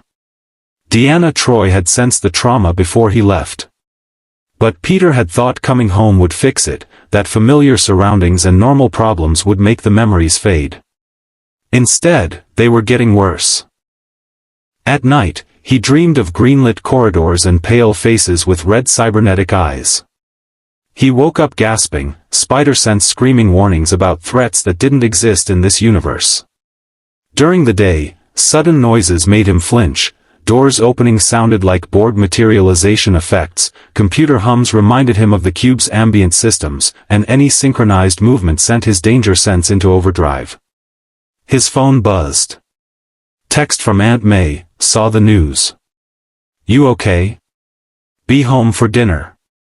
Peter typed back, "Fine. Always fine. See you soon." Another lie.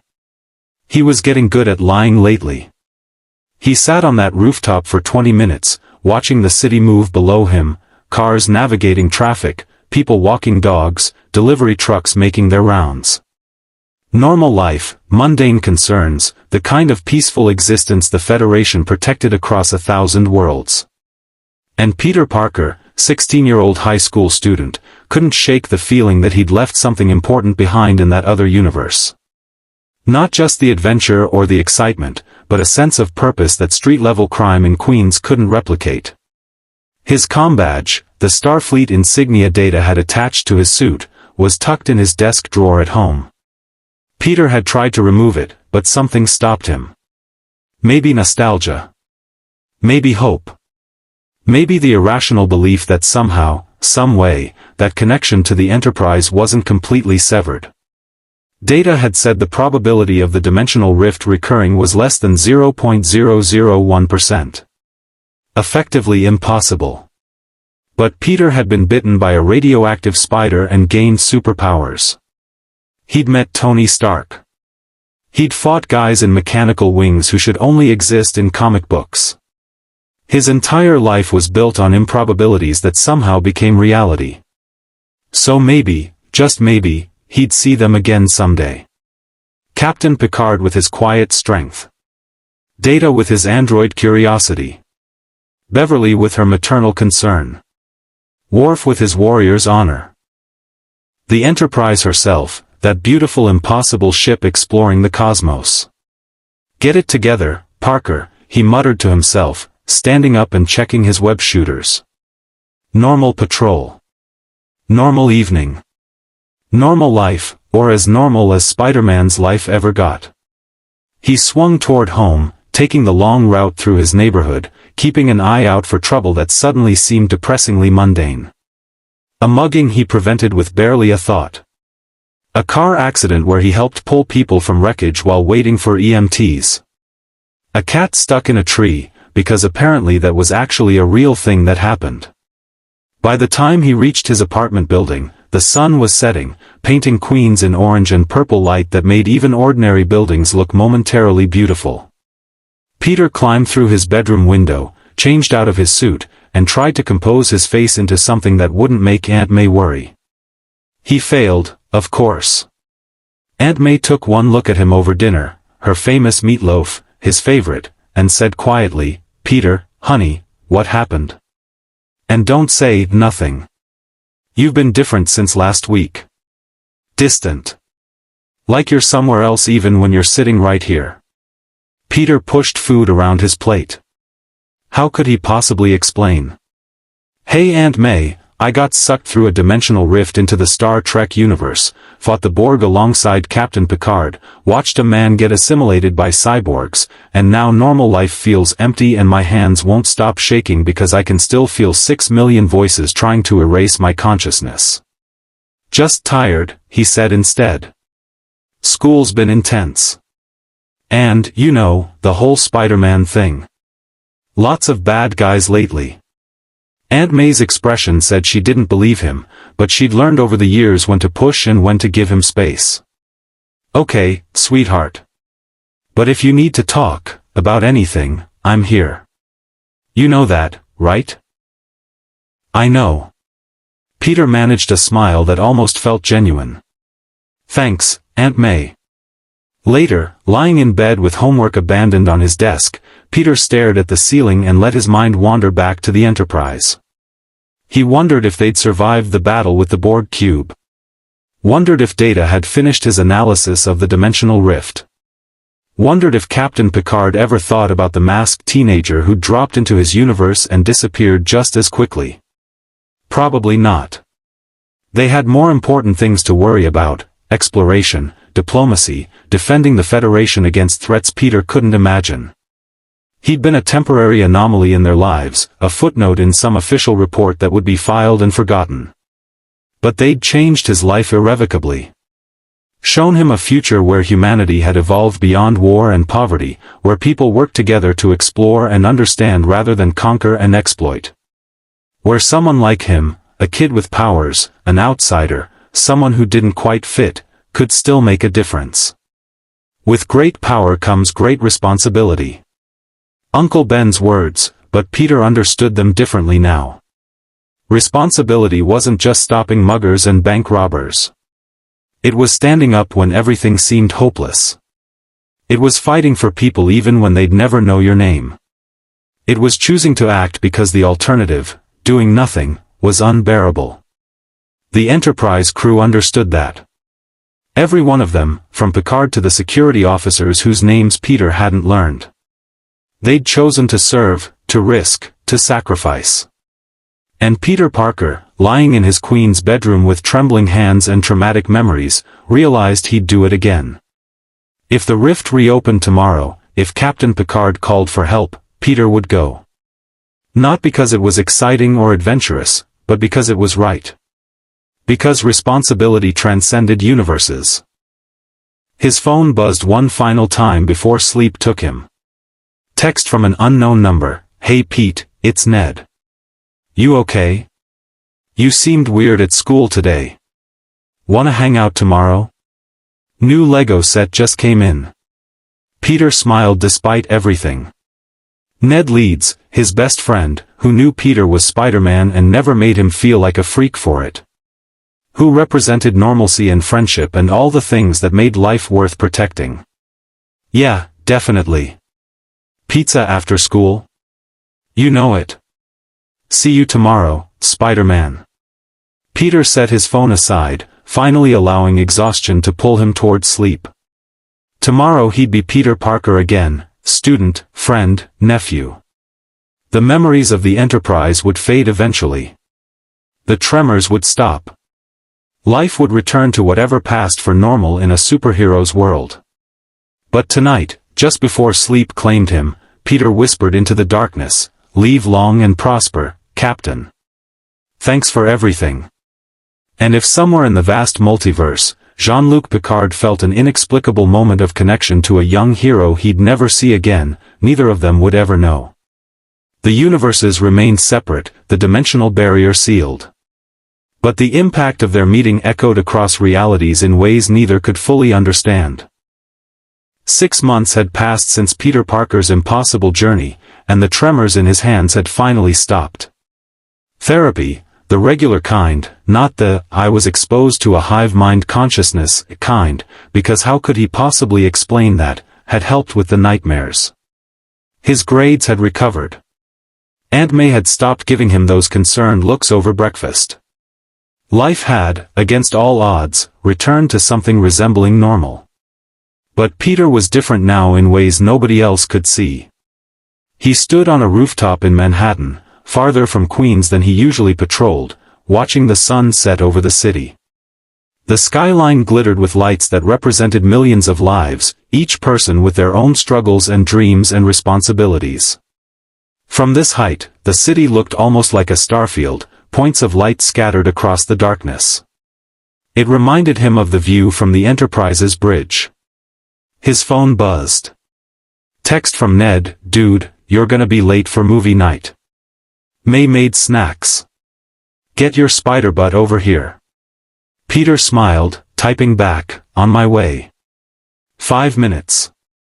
But he didn't move immediately. Something had drawn him to this particular rooftop tonight, some instinct he couldn't quite name. His spider sense hummed at low frequency, not danger exactly, but awareness. Anticipation. Like the universe was holding its breath. The comm badge, he still had it, still carried it in a hidden pocket of his suit despite knowing it was useless, felt warm against his chest. Probably his imagination. Probably just body heat. Definitely not some kind of cross-dimensional signal because that would be impossible and Data had explicitly said. Peter's spider sense exploded. Not danger. Not the Borg's horrible collective consciousness or the threat of assimilation. This was different, familiar yet impossibly strange, like déjà vu rendered in sensory overload. The air shimmered 20 feet away, and Peter's enhanced vision caught patterns in the distortion, subspace frequencies made visible, quantum uncertainty collapsing into definite states, the fabric of reality remembering something it had done before. A dimensional rift was opening. "No way," Peter whispered, his heart hammering against his ribs. "That's impossible." Data said 0.001% probability. That's basically never. The rift stabilized, not the chaotic tear that had pulled him through 6 months ago, but a controlled aperture, precisely engineered. And through it stepped a figure in a Starfleet uniform, materializing on the Manhattan rooftop with the shimmer of a transporter beam. Commander Data stood in the fading light, his golden eyes reflecting the city's glow, his android features carrying something that might have been satisfaction. He looked exactly as Peter remembered, pale skin, yellow eyes, the bearing of someone who processed reality at speeds human brains couldn't match. "Mr. Parker," Data said, his voice that familiar precise tenor. "I hope I am not interrupting anything important." Peter's mouth opened. Closed. Opened again. "Data? How?" The rift collapsed. "You said it was impossible to reopen." "You said." "I said the probability of spontaneous recurrence was 0.001%, Data corrected gently. However, I did not say it was impossible to recreate the phenomenon deliberately. Captain Picard authorized a scientific expedition to study the original rift subspace signature. It took 6 months of analysis, 3 prototype attempts, and collaboration with several theoretical physicists, but we successfully generated a controlled dimensional bridge." He paused. "The captain sent me to check on your well-being. We were concerned about the long-term effects of your exposure to the Borg Collective consciousness." Peter felt tears threatening and blinked them back hard. "You came back. You actually came back to check on me." "Of course, Mr. Parker. You risked your life to help us. The least we could do is ensure you suffered no permanent harm from the experience." Data tilted his head, scanning Peter with what was probably his internal sensors. "Your neurological patterns have stabilized considerably since our last meeting. Dr. Crusher will be pleased to receive that data." "She's okay? The Enterprise survived?" "Yes. After you departed, we completed repairs and continued our mission. The wounded Borg cube was destroyed before it could threaten any other Federation worlds. Your contribution was instrumental in that victory." Data's expression shifted into something that might have been an android's version of warmth. "Captain Picard asked me to deliver a message. He said to tell you that Starfleet officers who demonstrate exceptional courage and capability are always welcome to apply to the Academy, regardless of which universe they come from." Peter laughed, the sound breaking through the emotional dam he'd been building for 6 months. "Tell him thanks, but I'm pretty sure interdimensional commuting isn't covered by the Academy's transportation budget. Actually, we have been exploring the possibility of establishing a more permanent dimensional bridge. The technology is still experimental, but if successful, communication between our universes might become feasible." Data paused, processing something. "Mr. Parker, I should inform you that this visit has a secondary purpose beyond wellness verification." Peter's spider sense tingled, not danger but significance. "What kind of secondary purpose?" "The Federation Council has been debating the implications of multiverse contact. If stable dimensional bridges can be established, it raises profound questions about cooperation between universes, sharing of technology and knowledge, and mutual defense against threats that might span realities." Data's golden eyes met Peter's directly. Captain Picard suggested that any such alliance should begin with trust established between individuals. He asked me to deliver this. Data held out a small device, sleeker than the combadge Peter carried, more advanced, with a crystalline structure that caught the city lights and refracted them into impossible colors. "This is a quantum communicator, prototype technology developed specifically for cross-dimensional contact. It is keyed to your unique biosignature and the Enterprise's communication array. The dimensional barrier limits bandwidth significantly, but text communication should be possible, and under optimal conditions, brief audio transmissions." Peter took the device with shaking hands, not the trauma tremors but awe and gratitude tremors. "You're saying I can talk to you guys? Actually communicate across dimensions?" "Approximately once per week, for no more than 30 seconds at a time, due to the energy requirements of maintaining quantum entanglement across dimensional barriers. But yes, Mr. Parker. You can talk to us. Data's voice carried unexpected emotion for an android. The captain believes that heroes who fight together deserve to remain connected, even when separated by the fundamental structure of reality. Peter clutched the communicator to his chest, feeling its warmth, not imagined this time but real, the quantum field maintaining its cross-dimensional link. 6 months of feeling cut off, of wondering if his time aboard the Enterprise had been some kind of fever dream, of carrying memories nobody could understand, and now this. Connection. Proof that it had mattered, that they remembered, that he wasn't alone. Thank you, Peter managed, his voice thick. Tell Captain Picard thank you. Tell everyone thank you. This means. I understand, Mr. Parker. Isolation after trauma can exacerbate psychological damage. Knowing you have allies, even across dimensional barriers, should aid in your continued recovery. Data glanced at the rift, which was beginning to fluctuate. My time here is limited.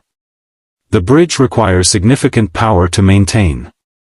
But before I depart, I have one additional message, this time from Lieutenant Worf. Worf sent a message. He asked me to tell you that you fought with the heart of a warrior, and that honor is not bound by universe of origin.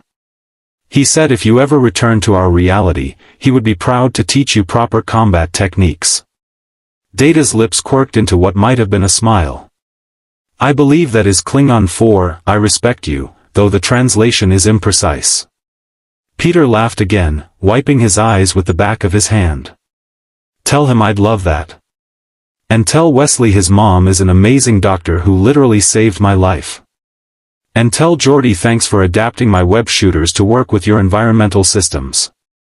And tell Counselor Troy, he paused, remembering her empathic presence, the way she'd sensed his fear and determination without judgment. Tell her I'm doing better. The nightmares mostly stopped. I will relay all messages. Data stepped back toward the rift, which pulsed with contained energy. Mr. Parker, one final thing. Captain Picard wanted you to know that in 6 months of analysis, we have detected 3 other spontaneous dimensional rifts in Federation space. The multiverse appears to be more permeable than we previously theorized. If circumstances align favorably, we may encounter each other again. I'd like that, Peter said softly. I'd really like that. As would we. Data raised his hand in the Vulcan salute, 2 fingers and thumb extended, palm forward. Live long and prosper, Spider-Man, may your path be guided by the wisdom your Uncle Ben taught you. You remembered what I told you about Uncle Ben? I am an android, Mr. Parker. I forget nothing. And some lessons transcend dimensional barriers. Data stepped through the rift, and just before it collapsed, Peter heard his voice one last time, until we meet again. The dimensional aperture sealed with a sound like thunder compressed into a whisper, and Peter was alone on the rooftop, holding a quantum communicator that represented an impossible connection to another universe. He stood there for several minutes, watching the city lights and processing everything. Data had come back. The Enterprise crew remembered him. They'd spent 6 months developing technology specifically to check on his well-being, to maintain contact, to ensure he knew he wasn't alone. Some lessons transcend dimensional barriers.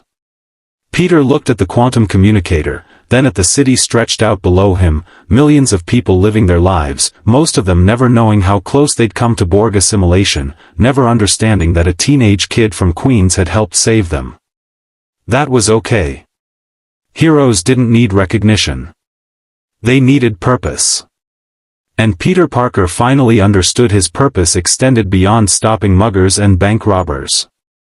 Yes, Queens needed Spider-Man for the small threats, the street-level crime, the everyday dangers that police couldn't always handle. That mattered. Every life saved mattered. But he was also part of something larger now, a network of heroes across multiple realities, connected by shared values of courage and sacrifice. The Federation protected trillions across hundreds of worlds. Peter protected one neighborhood in one city on one world. But the principle was identical. With power came responsibility, and that responsibility transcended scale.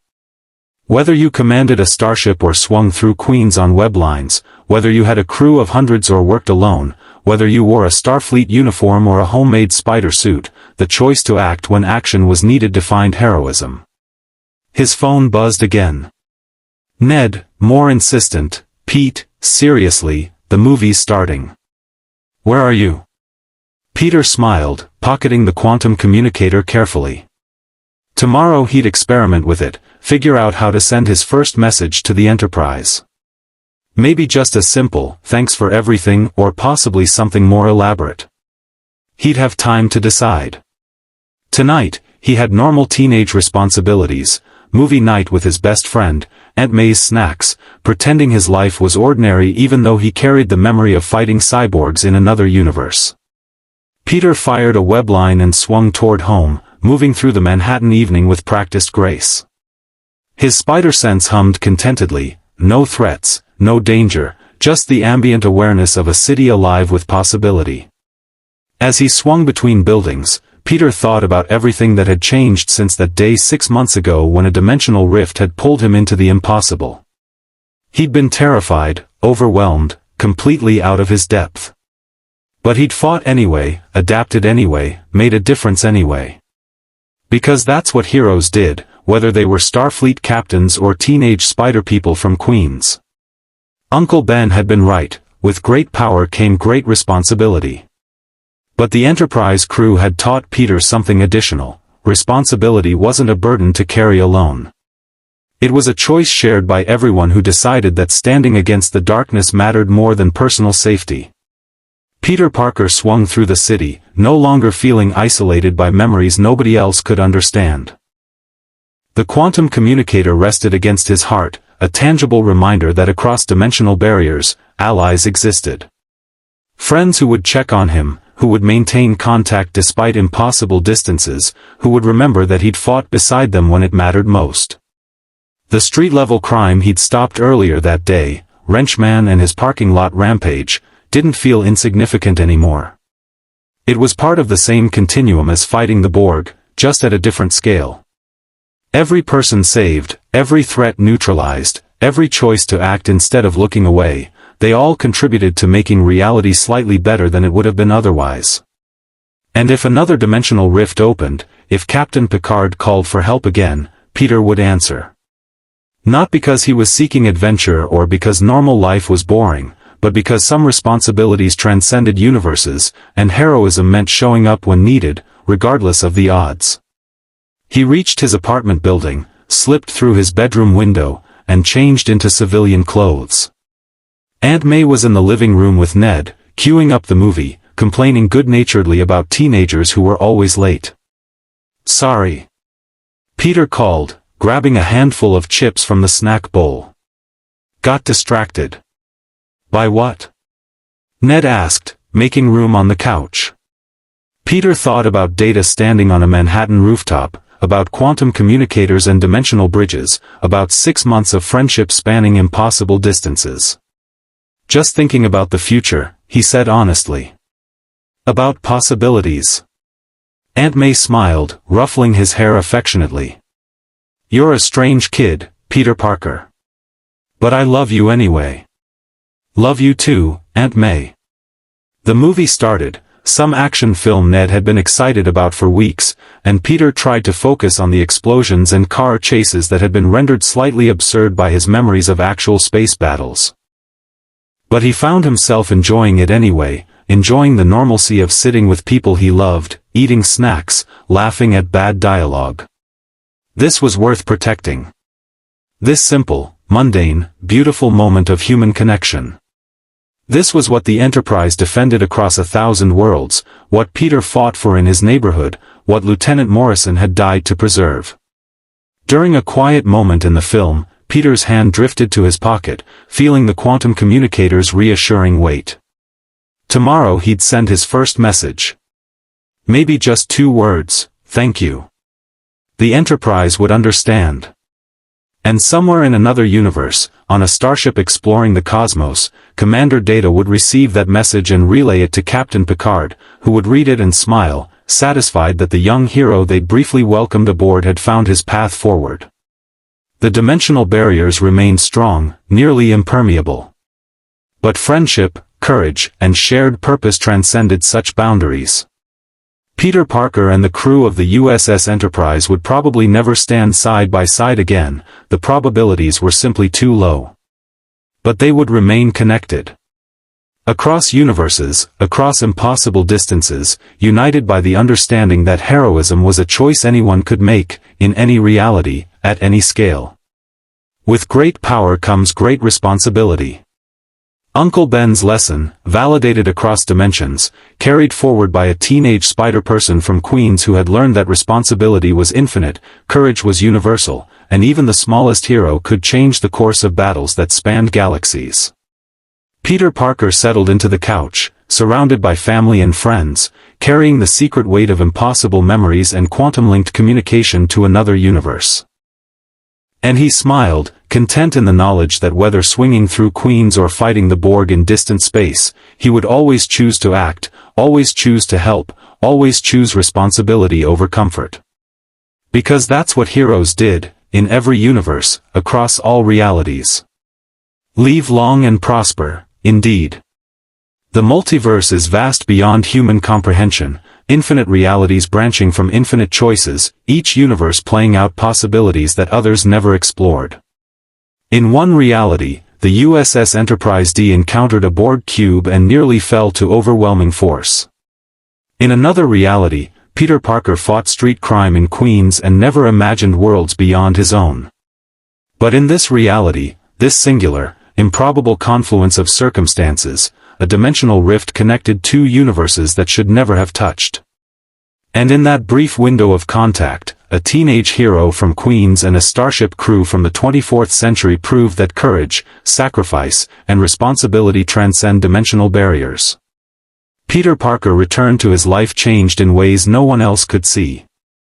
The tremors eventually stopped, the nightmares faded to occasional echoes, but the lessons remained. He continued protecting his neighborhood with renewed understanding that heroism existed at every scale, from stopping muggers in alleyways to standing against galaxy-spanning threats.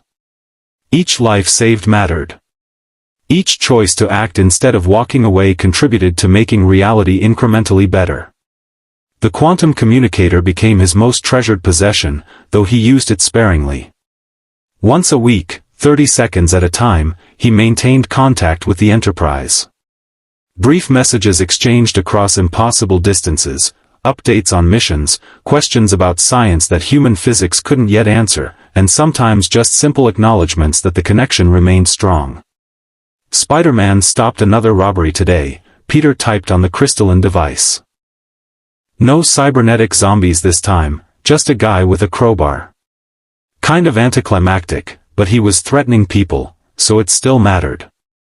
Data's response came through hours later, after the quantum entanglement stabilized. All protection of sentient life matters, Mr. Parker. Scale does not diminish significance. Captain sends regards. The Enterprise continued her mission of exploration, charting new worlds, making first contact with alien civilizations, defending the Federation against threats both familiar and unknown. They encountered other dimensional anomalies, never strong enough to reopen a bridge to Peter's universe, but reminders that the multiverse remained permeable, mysterious, full of possibilities that science was only beginning to understand. Captain Picard kept Peter's comm badge in his ready room, mounted beside commendations and artifacts from other missions. A reminder that heroism came from unexpected sources, that courage wasn't confined to Starfleet officers, and that sometimes the universe delivered exactly the help you needed in forms you never anticipated. Lieutenant Morrison's name was added to the memorial wall in the Enterprise's corridor, alongside others who had fallen defending Federation ideals. His sister on Mars colony received notification of his death with honor, never knowing the full truth of what he'd faced, just that he'd died bravely, protecting others, upholding the values Starfleet represented. Some secrets, Picard decided, were kinder than complete truth. Years would pass. Peter Parker would graduate high school, possibly attend college, continue his work as Spider-Man with increasing skill and maturity. The Enterprise would be succeeded by newer ships, crews would change, technology would advance. But the memory of their impossible alliance would persist in official logs and personal records, a footnote in Federation history that asked profound questions about multiverse contact and cooperation across realities. And if, someday, another dimensional rift opened, if circumstances aligned with that 0.001% probability, Peter Parker and Jean-Luc Picard would be ready to stand together again, united by shared understanding that responsibility transcended universes and courage was universal. Uncle Ben had taught Peter that with great power came great responsibility.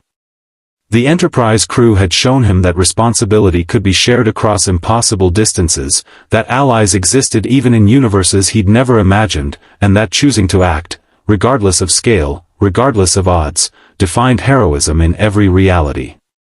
Spider-Man swung through Queens on a quiet evening, quantum communicator warm against his chest, memories of greenlit corridors and starship bridges carried safely in his mind.